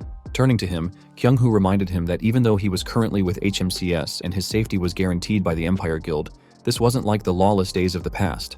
A fight between hunters would attract too much public attention. Kyung-hoo warned him that if he didn't want his brothers branded as part of a guild that attacked the government, he should stop. This reasoning calmed him down slightly. Dae-soo too settled down, though he remarked that everything felt as boring as ever. He reminisced about the old days when they could fight and kill without restraint, always baring their teeth at each other and battling for dominance whenever they had the chance. Dae-soo then asked him if he also thought it was a dull era. He admitted that since he had made his blood boil, even if just for a moment, he would answer one thing. Dae-soo assured him that he had nothing to do with young Min-jun's death, and that Yeonhwa had come to him of her own will. Teasingly, Dae-soo asked if it was really his fault if his disciples turned out poorly. With that, Dae-soo turned around and walked away, telling him that if he had more questions, he should come find him properly next time. Dae-soo promised to prepare a place where he could go wild as much as he wanted.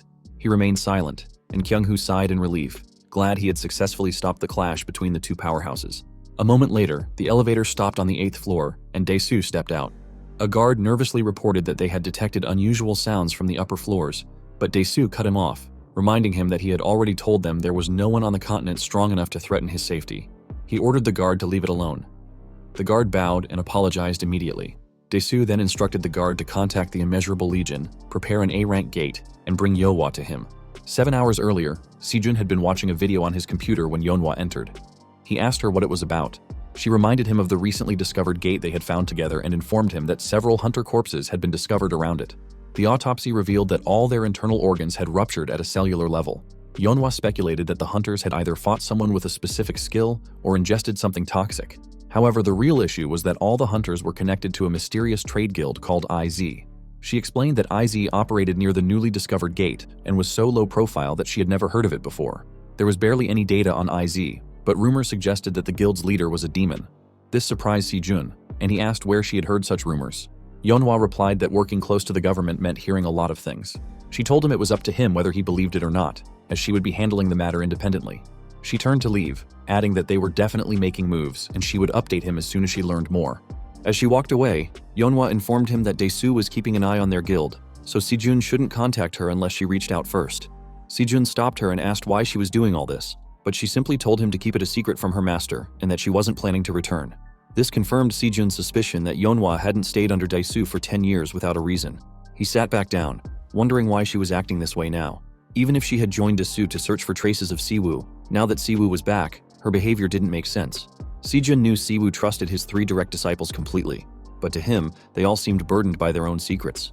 He couldn't bring himself to trust any of them fully. Frustrated, Sijun held his head and called out Yeonhwa and Xiaolong's names, asking aloud what they were thinking. Suddenly, Siwoo arrived, having overheard his question. Siwoo asked what was going on with Yeonhwa, causing Sijun to stand up in shock. Siwoo pressed him, asking if Yeonhwa had said something and firmly telling him not to hide it. He demanded to know if something had happened to Yeonhwa. Meanwhile, outside, Yeonhwa was preparing to leave when one of her members approached and apologized for interrupting.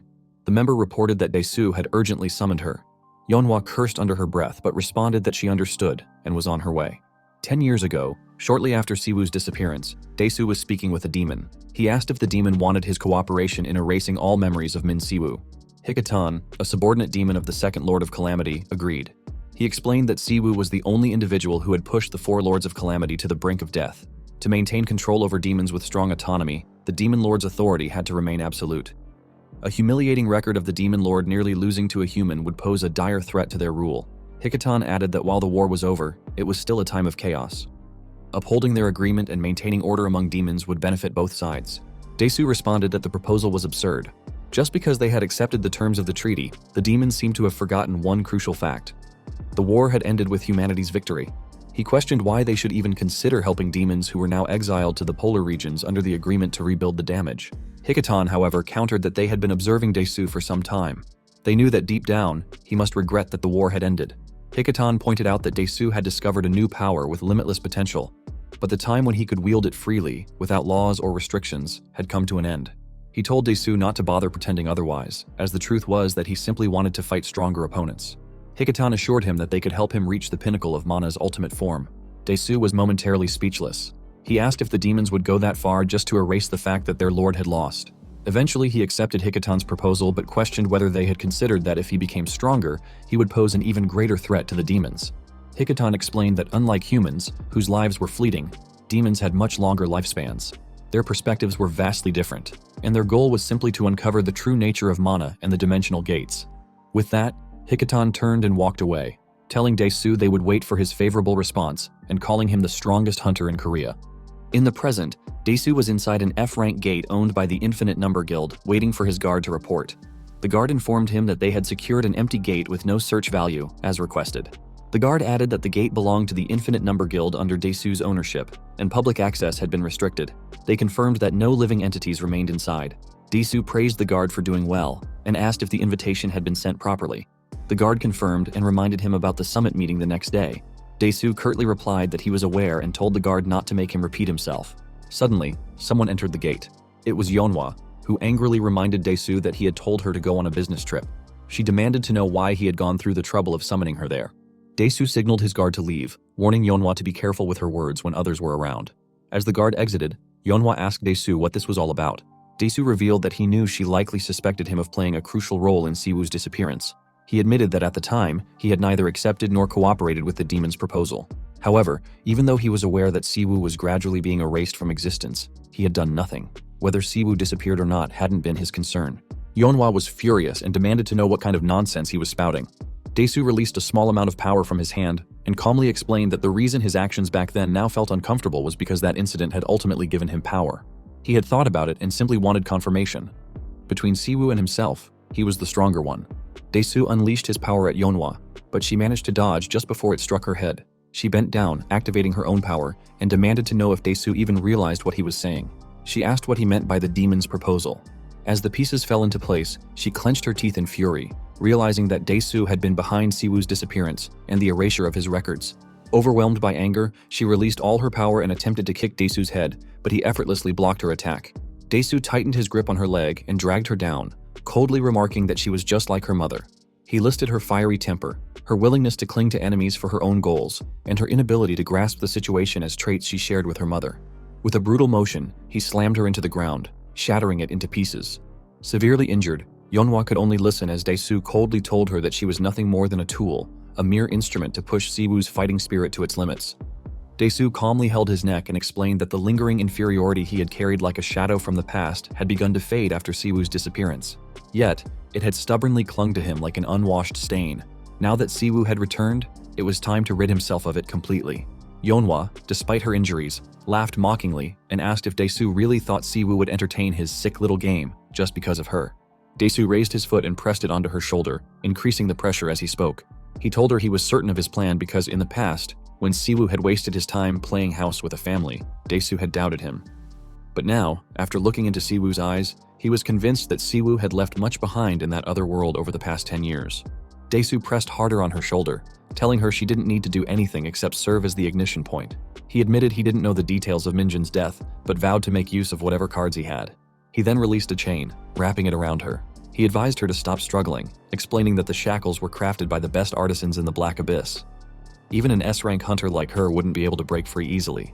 The shackles absorbed mana, he explained, and the more she resisted, the more they gnawed away at her energy center.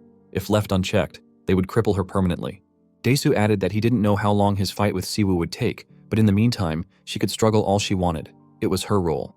Yeonhwa, stuttering, asked if he really thought any of this would change anything. She shouted that he was still nothing but trash. Suddenly, she felt someone rushing forward. Siwoo appeared, attacking Daesu in a furious explosion of power. The force of the attack created a massive shockwave, but Daesu managed to block it. Excitedly, Daesu shouted that from this moment on, history would finally be written properly. He declared that the outdated hero of the past would die there, and the title of the strongest person in the land would belong to him. Siwoo, furious, called Daesu a lunatic. He cast a spell, hurling thunder at Daesu, but Daesu easily blocked it with a shield, laughing in excitement. Daesu teased him, shouting that his power felt so light and that the gap between them had grown deep over the past 10 years. Siwoo remained silent, his gaze briefly flickering to Yeonhwa, who was still chained behind him. Pri, watching worriedly, asked if Siwoo was okay. He reminded him that Daesu was a monster and that Siwoo's power output hadn't fully returned. But Siwoo simply replied that there was no time to worry about that. They would have to go at maximum output. Pri shouted at him, asking if he was crazy.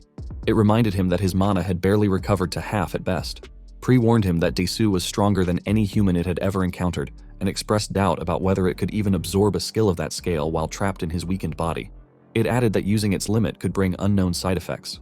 However, he calmly responded that he only needed 50% of the power he had used in the other world, and that was more than enough. There was no problem at all. Daesu, who was effortlessly blocking his attacks, taunted him, asking what he was mumbling about, and if he was regretting barging in so confidently now. He unleashed even greater force toward Daesu, but Daesu blocked it again. Suddenly, he appeared in front of Daesu at incredible speed, declaring that for a bastard like Daesu, that much power was more than sufficient. He released an even stronger force, shattering the ground and causing debris to float in the air. Yet Daesu managed to block the attack once more. Meanwhile, Yeonhwa watched in disbelief. She was witnessing a battle between first-generation hunters, true awakeners. Their casting speed was so fast that even keeping up with the fight was difficult. She had always known there was a power gap, but she never expected the difference between S-rank and SS rank to be this vast. Daesu summoned a spear and gripped it tightly, laughing as he told Siwoo that it had been too long since he had felt such a sensation. With a powerful throw, he hurled the spear at Siwoo, shouting that it felt good to throw away all restraints and immerse himself in the essence of mana. Siwoo bent down and cast a spell, mocking Daesu for his unchanged habit of collecting toys and showing off even after 10 years. He created a massive wall as a shield, but Daesu's spear pierced through it, shattering the wall into pieces. Pri screamed, asking if Daesu was even human. Pri warned him that Daesu seemed capable of fighting on equal footing with a high-ranking demon and that the spear heading their way was no ordinary artifact. Siwoo responded that Daesu had always been a bit of a brute, but in the end, he was just a half-baked human. He caught the spear mid-air, surprising Daesu, who laughed and charged toward him at high speed. Daesu summoned a swarm of swords, grabbed them, and leaped at Siwoo, shouting at him not to blink. However, Siwoo managed to cast a shield just in time, blocking Daesu's advance. Daesu taunted him, asking if that was all it took to make him crack. He then summoned a massive metal hammer, calling Siwoo's shield pathetic, and repeatedly struck it, vowing to turn it into dust. Siwoo retaliated by casting a Frostfang spear, causing spikes of ice to form behind Daesu, ready to pierce him. Daesu, however, released a burst of power, shattering the ice spikes. He brushed off the remaining ice and remarked that, as expected, a true master never dies easily. Siwoo irritably told Daesu to stop talking and remove the shackles if he didn't want to die. Siwoo questioned Daesu, asking if Yeonhwa was truly meaningless to his goal, and if he thought he could still maintain his position with the government after pulling such a petty stunt. Daesu disagreed, countering that Yeonhwa still held value, and that her background as the daughter of a serial killer was enough to make her a useful pawn. Yeonhwa, shocked, shouted at Daesu to shut up, warning him that if he kept talking, it would be over for her. Suddenly, she felt a powerful aura emanating from Siwoo, who told her not to move as he released even greater power in his anger. Dae-soo, surprised and exhilarated, laughed and shouted that this was what he had wanted.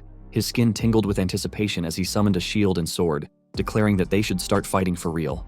But before he could act, Siwoo appeared in front of him in an instant and threw a punch. Dae-soo blocked it with his shield, but the force of the blow shattered the shield into pieces. Dae-soo realized that Siwoo's mana control and density had fundamentally changed. Dae-soo jumped back, summoning armor to cover his body. He noted that Siwoo's skill output regulation had changed, and asked if his cowardly fighting style had evolved over the past 10 years. Siwoo fired back, asking how Dae-soo could criticize his tactics when Dae-soo himself didn't even understand strategy. The two clashed repeatedly, attacking and blocking each other at blinding speed. Dae-soo admitted that he had been young back then and threw a dagger near Siwoo's feet. Dae-soo admits that from the last attack, he realized something. He then activates the trap, and chains appear beneath Siwoo, wrapping around his legs. Dae-soo then summoned an enormous sword, larger than before, and swung it towards Siwoo with all his might, shouting that Siwoo was no longer his equal. The force of the slash tore through the ground, causing a massive explosion. Yeonhwa, worried, called out to Siwoo, but her voice was drowned out by the chaos. Then, to her astonishment, she heard Siwoo calmly tell Dae-soo that he was right about one thing among all the nonsense he had spouted. They were not equals. Siwoo stood unharmed, simply holding the sword Dae-soo had swung at him. Siwoo tightly gripped the sword, making it impossible for Dae-soo to pull it back. Dae-soo knew the sword he was holding was a legendary artifact, a great sword capable of slicing through entire buildings. Yet, it didn't even budge in Siwoo's hands. Siwoo lifted the sword effortlessly and asked Dae-soo if he had really been fighting for 10 years. Then, with a swift motion, he punched Dae-soo in the side, declaring that he himself had been fighting for 100. The force of the punch sent Dae-soo flying, slamming him into the ground. Despite the blow, Dae-soo laughed, admitting that it was truly fun. He couldn't even remember the last time he had bled. Dae-soo stood up and asked if Siwoo had been holding back his mana for that one strike. He showed his watch, a regulator that restricted his power, and told Siwoo that if he was serious, he should respond with his full power as well. Siwoo threw the greatsword aside and channeled some of his power into his hand. Dae-soo explained that 5 years ago, all officially recognized SS rank hunters worldwide had been required to wear the bracelet. It restricted mana, physical abilities, and skills to prevent massive damage to society. Removing the regulator without government authorization would instantly brand them as criminals. Dae-soo then threw his watch away, freeing his stats from restriction. He sneered, calling the bracelet a dog collar, and mocking Dae-soo for being a beast that only knew how to fight. He asked if Dae-soo had climbed to his position just to get government approval for a dogfight. Dae-soo, visibly angered, told Siwoo that he was overestimating himself. With a smile, Dae-soo asked if Siwoo really thought that was the only reason he was there. He then unleashed his full power, his aura shattering the ground around him. Dae-soo shouted that there simply hadn't been anyone worth testing his power on. Until now. Siwoo calmly released his own aura, challenging Dae-soo to show him what he had. Their auras collided, creating a destructive force that tore through the surroundings. The sheer power of their clash caused the ground to crack and the gate to tremble. Yeonhwa stumbled as the entire gate shook. She realized that even the collision of their mana was enough to destabilize the area. At this rate, the gate would collapse, and innocent people could be harmed. Determined to stop the fight, she forced herself to break free from the chains binding her, knowing she had to intervene no matter what. Meanwhile, Siwoo and Dae-soo continued their battle at full power. They exchanged blows, each attack blocked or countered with precision. However, it was Dae-soo who struggled to keep up. He used his hammer to crack the ground, sending massive piles of rocks towards Siwoo. But Siwoo avoided the attack with a lightning flash, moving too quickly for Dae-soo to land a hit. Pri, watching from within Siwoo, remarked that its stomach felt queasy, but admitted that the power felt amazing. Even at half strength, Siwoo's full power was on another level entirely. This, Pri declared, was how skills should feel. The F-rank gate trembled as the overwhelming powers of Siwoo and Dae-soo continued to clash. Despite releasing his limits, Dae-soo struggled to keep up. He coughed up blood, realizing that even after removing his restrictions, the gap between them was still immense. Unable to accept this, Dae-soo summoned a swarm of swords, laughing maniacally as he cursed. He grabbed a dark weapon beside him and hurled it at Siwoo, ordering it to tear him apart. The weapon transformed into a monstrous tiger, biting down on Siwoo's arm. Siwoo recognized it as a monster sealed inside an artifact. Without hesitation, Siwoo cast a magic circle and ordered Pri to activate the tamer skill. Pri complied, and the tiger immediately turned on Dae-soo, recognizing Siwoo as its new master. Dae-soo, furious, called Siwoo a bastard and activated a new form of power, ready to continue the fight. But before they could clash again, Yeonhwa appeared, shouting at them to stop. She demanded if they had both lost their minds and told them to look around. The gate was on the verge of collapsing, and the sheer amount of magic spilling out could have catastrophic consequences if it reached the outside world. Yeonhwa warned Dae-soo that even he wouldn't be able to escape responsibility if that happened. She reminded him that an international tribunal would hold him accountable. Dae-soo called her an arrogant brat, but Yeonhwa stood her ground. She revealed that while Dae-soo had been losing control, she had contacted the Hunter Association and the HMCS headquarters. It wouldn't be long before they responded and reopened the gate. She urged them to end the fight now. As she walked closer to Siwoo, he remained silent, his expression unreadable. At that moment, Dae-soo's watch buzzed with an incoming call. He answered it, annoyed, and was met with the voice of Edward from the HMCS headquarters. Edward informed him that the matter was urgent and demanded his immediate attention. Dae-soo cursed under his breath but agreed to be there. Before leaving, Dae-soo turned and coldly remarked that this was why wild beasts should never be taken in. He declared that he had lost interest and told them to get lost. As Dae-soo walked out of the gate, Yeonhwa felt a wave of relief mixed with dread. She collapsed to her knees, overwhelmed by the thought that Siwoo, the last person she ever wanted to find out about her family, now knew the truth. She had never wanted to betray the sincerity and kindness Siwoo had shown her, even if it meant dying to keep her secret. Tears welled up in her eyes as she wondered what she could even say to him now. How could she explain that the disciple he had fed, cared for, and trusted was actually the daughter of a criminal? As these thoughts raced through her mind, Siwoo approached her. He bent down beside her, his voice warm and gentle, asking if she was okay, and if she was badly hurt. Yeonhwa was stunned by his kindness, even after everything that had happened. Overcome with emotion, she hugged him tightly, crying her heart out. Siwoo, ever calm, simply patted her back and teased her, saying she had way too much energy. A moment later, in Dae-soo's office, he confronted Edward during a video call. Dae-soo argued that he didn't understand why Edward was making such a big deal over the words of a single hunter. He reiterated that he hadn't broken any laws and pointed out that the hunter's overreaction had caused unnecessary confusion at HMCS headquarters, making the situation their fault. Dae-soo questioned whether it was excessive to take action over something as minor as light training within a closed gate. Facing Edward C. Blackwood, the vice president of HMCS International Headquarters, Dae-soo waited for a response. Edward calmly explained that the situation would have been different if Dae-soo hadn't removed his restraint bracelet. He reminded Dae-soo that SS-class hunters were strictly prohibited from engaging in personal battles, a rule that clearly angered Dae-soo. Edward further informed him that any lifting of such restrictions had to be reported to the Hunter Association or HMCS. Using magic power against an HMCS-affiliated hunter warranted an investigation, and given Dae-soo's status as a national leader, he could even face international court. Even if no violations occurred in his home country, there were sufficient grounds for issues under international law. However, Edward added with a smile, in these peaceful times, there was no need to create unnecessary social chaos over a minor incident. He sincerely requested that Dae-soo handle the matter himself in Korea. Edward stood up and explained that even if they decided to let the matter slide, they still needed to hear from all parties involved to fully understand the situation. This meant they would need to meet the man Dae-soo had clashed with. Dae-soo, suspicious, asked if Edward was finally targeting Siwoo. Edward simply replied that he would see Dae-soo in Korea before ending the call. Dae-soo was left seething with embarrassment, feeling it was a disgrace. He reflected on the past, recalling how a decade ago, he had felt the difference in strength between himself and Siwoo. Back then, the gap hadn't been too severe. He had been close enough to reach Siwoo's level.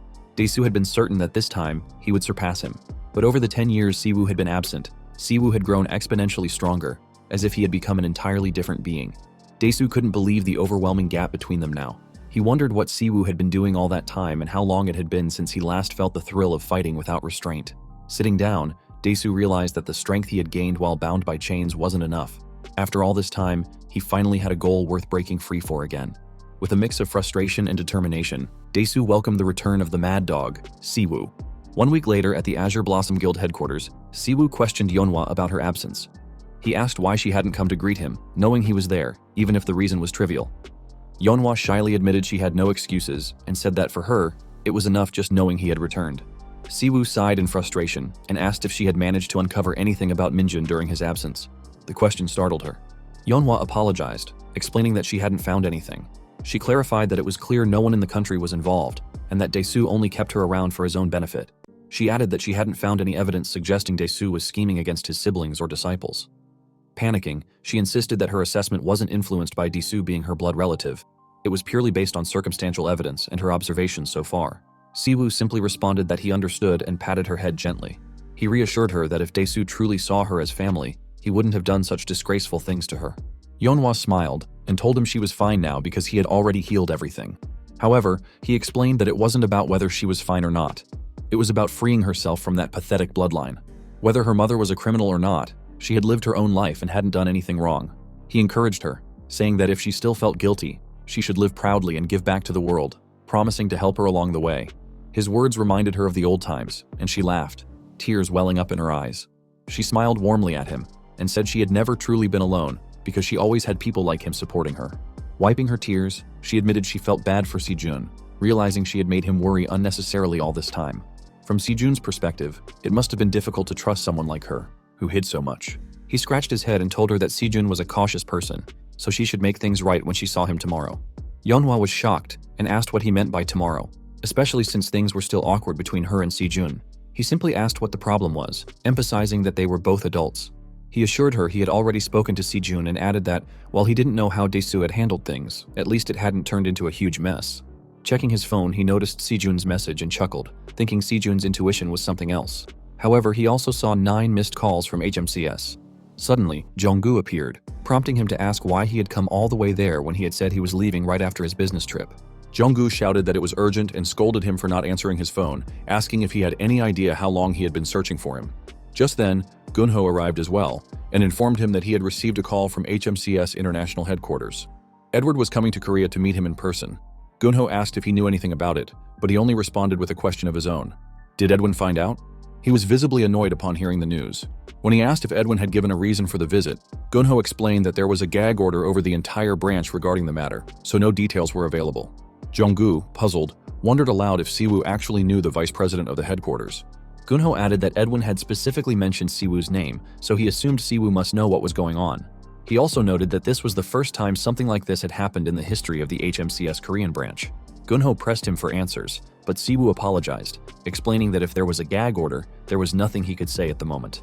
Gunho accepted this and informed him that the headquarters would contact him once they had a fixed schedule, so he should wait for now. As Gunho dragged Jong-gu away, he whispered for Jong-gu to figure out what was happening, whether by buttering up Siwoo or using all his connections.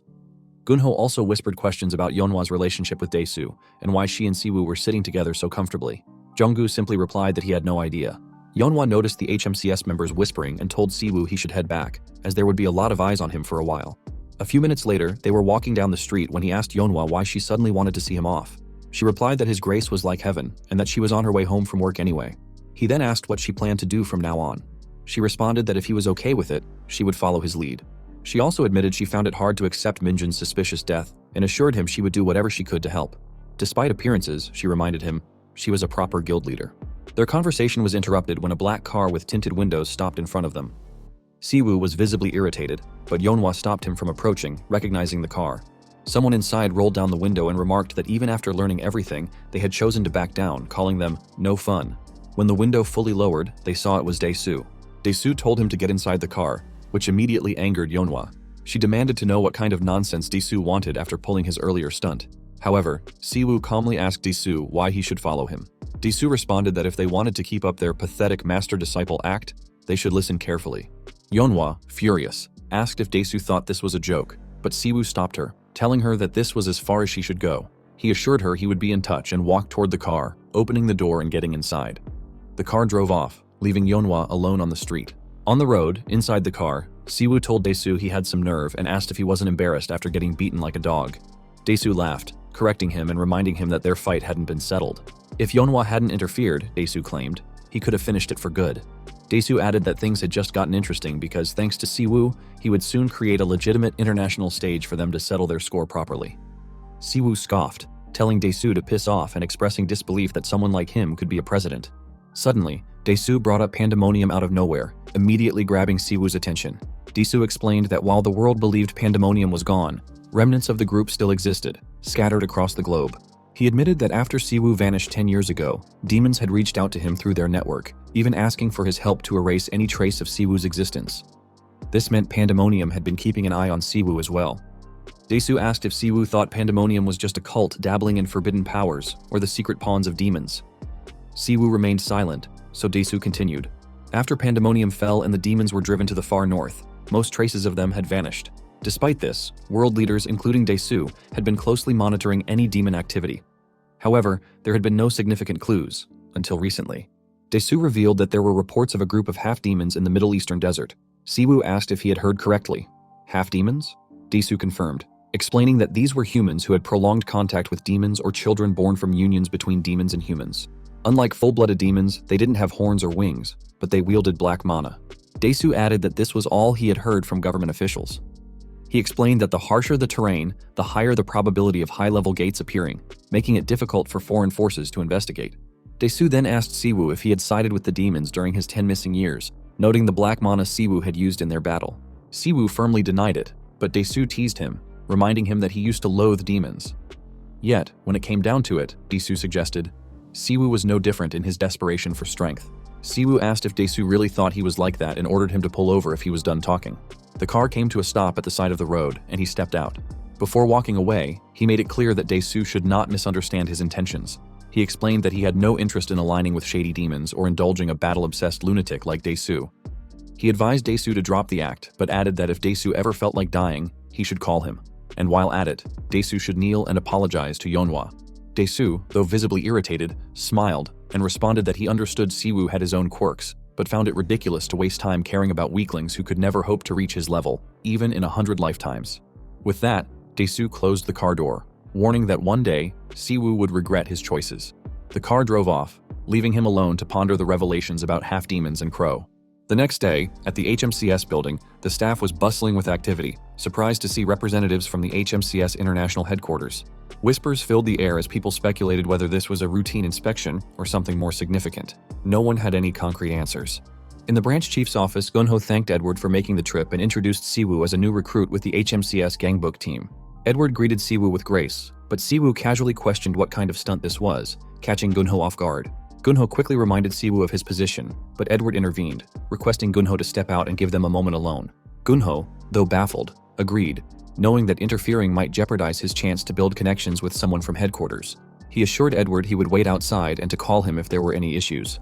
As he left, Gunho had no idea what was happening but decided to place his trust in Siwoo. Once Gunho and the others were gone, Edward lost his composure, calling Siwoo a bastard. As Edward grabbed his collar, demanding to know where he had been for the last 10 years. Siwoo asked Edward to calm down, and Edward eventually let go, muttering curses under his breath. Edward admitted that at least Siwoo had returned, but pressed him again about where he had been hiding all this time. Siwoo sighed, realizing he had no choice but to explain everything once more. He gestured for Edward to sit down first. A moment later, after Siwoo finished recounting his story, Edward acknowledged that the idea of another dimension and a different flow of time sounded far-fetched. However, considering the gates that had opened on Earth, it wasn't entirely impossible. Edward reflected on how Siwoo had once been a key figure in the world, but now his existence had faded into obscurity. Seeing Siwoo again made Edward feel as though the haze over his memories was finally lifting. Siwoo remarked that Edward seemed to remember him quickly, considering he had only just heard his name. Edward responded that he could never forget someone who had saved his life countless times during the chaotic days of the past. Siwoo found Edward's words a bit over the top and asked how he and Yeonhwa had even gotten in contact. Edward explained that HMCS headquarters was currently leading a joint investigation alongside various guilds worldwide, and Yeonhwa's guild was one of them. Yeonhwa had made a name for herself in a recent case, which was how Edward had obtained her contact information. Edward then asked Siwoo if he was currently at the HMCS Korea branch and offered him a position at HMCS headquarters. Siwoo declined, surprising Edward, who asked why he didn't want the opportunity. Siwoo simply replied that he saw no reason to. Edward urged him to reconsider, emphasizing that someone like Siwoo should be operating on a bigger stage. He added that he could really use a reliable right-hand man. Siwoo thanked him for the trust but explained that he was already conducting his own investigation. Edward agreed that headquarters could assist with that, highlighting the extensive investigative authority they had. Siwoo said he would think about it and asked what the joint investigation was about. Edward explained that a hunter group massacre had occurred inside and around a newly discovered gate in the desert.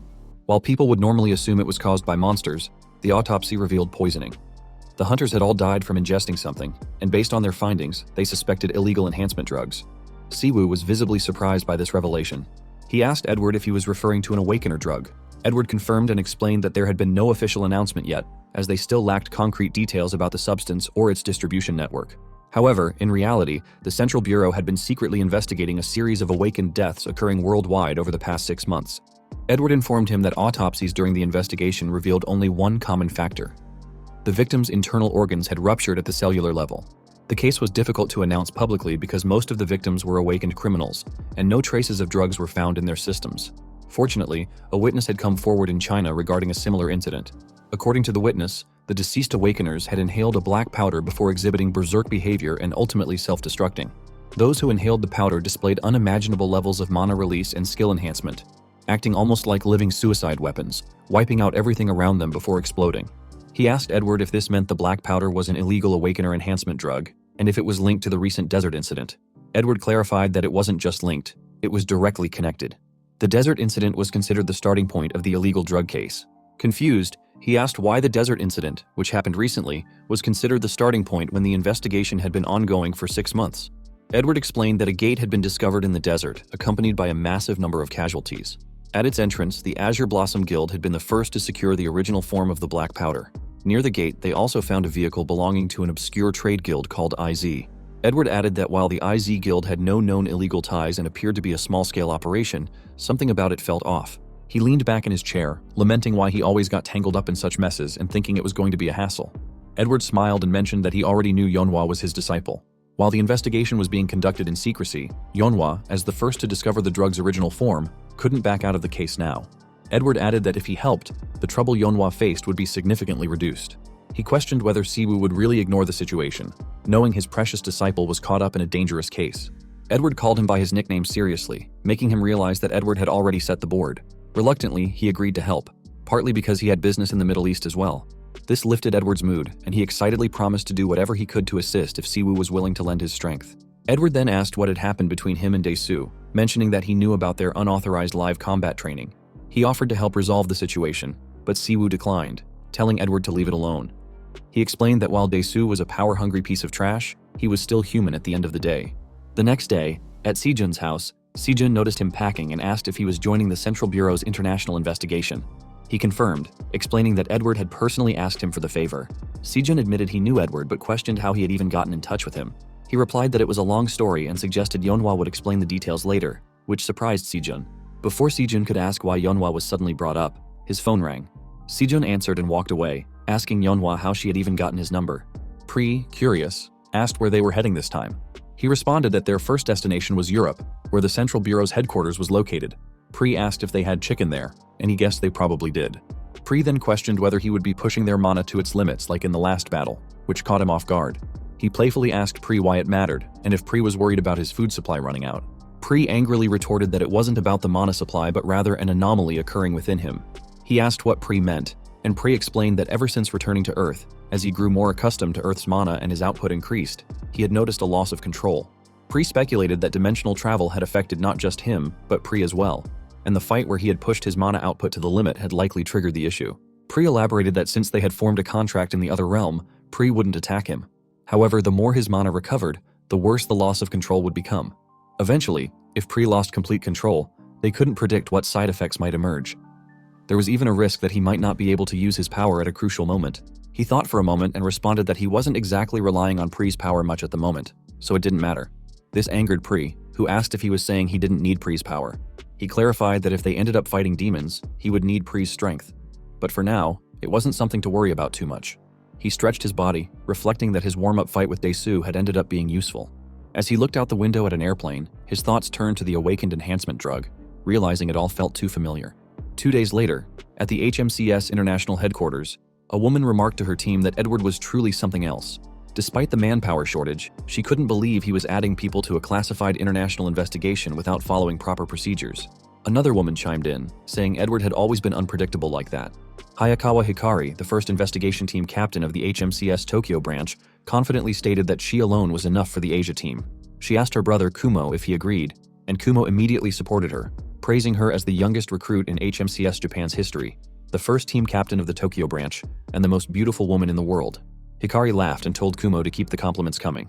Layla, the first investigation team captain of the HMCS Europe headquarters, interjected that even though Yeonhwa wasn't an official HMCS member, she'd honestly prefer working with that Korean hunter over Hikari.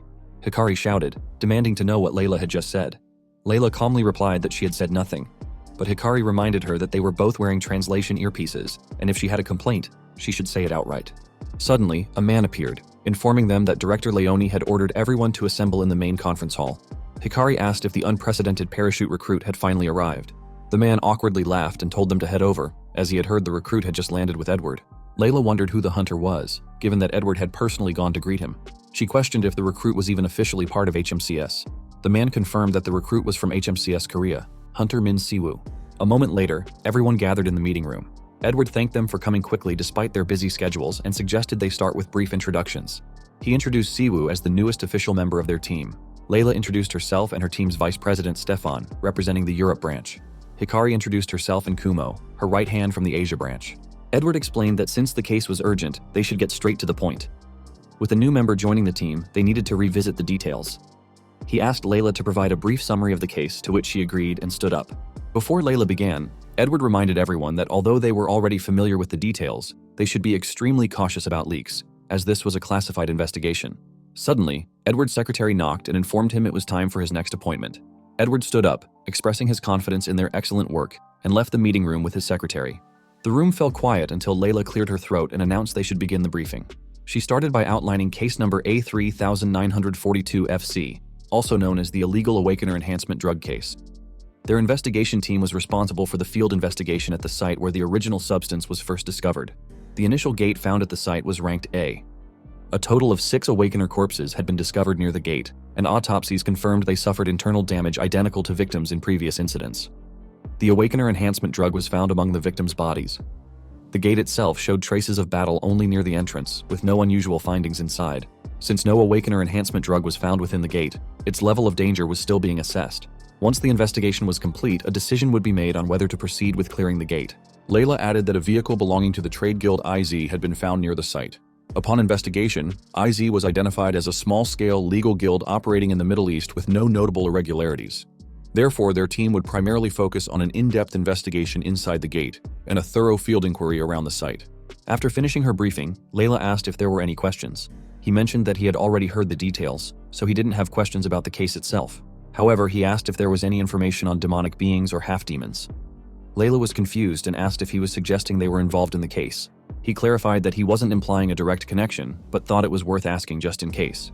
He explained that if the drug was purely man-made, tracking its origin wouldn't have been so difficult. If it was created using skills, a tracking-type awakener would have detected it much earlier. This made the trade guild suspicious, and he wanted to know if there was any information about IZ Guild from past cases. Hikari interrupted, expressing her confusion and questioning why he was bringing up unrelated matters. He calmly responded that whether it was related or not could only be determined after investigating. He explained that he had brought it up because of some information he had come across.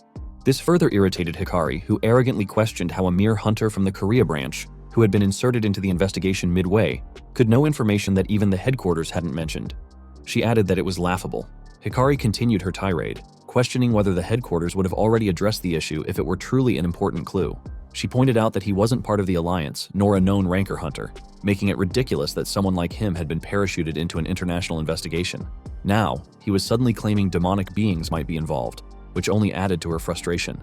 Hikari angrily reminded him that humans and demonic beings had been in cooperative relations for over 10 years, and dragging outdated racial biases into the investigation was unacceptable. She demanded to know who he thought he was to make such claims. He remained silent, not responding to a single word. Layla shouted at Hikari to stop, and Stefan intervened, urging everyone to calm down. He emphasized that there was no need for hostility so early in the investigation. Layla agreed, reminding them that as top representatives from their respective branches, they should prioritize the case over personal conflicts. This calmed Hikari down slightly.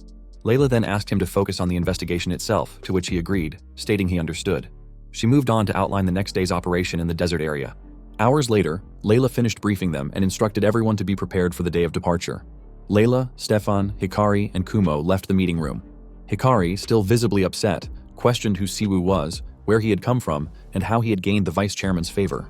Layla reminded Hikari that they would be working together for a while and advised against making a big deal out of it. Hikari was surprised and asked if Layla was on Siwoo's side. Layla clarified that she wasn't, but noted that Siwoo seemed more experienced than she had expected. Meanwhile, Siwoo remained in the meeting room, yawning and guessing that the investigation might turn out to be more annoying than he had anticipated. Pri remarked that it had been noticed before. Siwoo had no sense of social awareness and was a total outcast. Siwoo explained that he simply didn't care for formalities. Someone approached him, commenting that he had made quite the dramatic entrance. Siwoo noted that it had taken Edward long enough to show up and remarked that the vice chairman must be very busy. Edward sat down, describing the International Investigation Agency as more of a circus than anything else. He explained that while they called themselves Awakeners, they were essentially a bunch of lunatics running around with bombs in their hands. Nothing had changed in the past 10 years. Chaos was still everywhere. Siwoo stood up, reminding Edward that great power came with great responsibility, a phrase that was hard to understand unless experienced firsthand. He walked toward the front of the room as Edward asked how he found his team members. Siwoo glanced at the documents and replied that they were a little annoying, but he didn't care as long as they didn't get in his way. Edward smiled, noting that some things never changed. Siwoo was still the same as he had been 10 years ago. Edward reminded him that the next day's operation was just a routine site survey, so he shouldn't cause too much trouble. With the entire HMCS International Headquarters backing him, Edward expected things to go smoothly. Siwoo uninterestedly agreed. The next day, they arrived at the HMCS Middle Eastern Branch Headquarters where a man welcomed them. He informed them that their accommodations had been arranged at the main office building and that a vehicle had been prepared for their transportation to the incident site the following day. Layla thanked the branch director and inquired about the access permit for the gate at the incident site. Siwoo looked around while Pri complained about the heat, calling it the worst place on Earth. Siwoo noticed there were no traces of demons in the city, and the mana density was stable, making him wonder if Edward had sent them on a wild goose chase. Suddenly, Hikari called out to him. She warned him to stay sharp and focused if he didn't want to die, making him realize that this investigation was going to be far more annoying than he had thought. That's the end of the video. Let me know your thoughts and if you want the next part.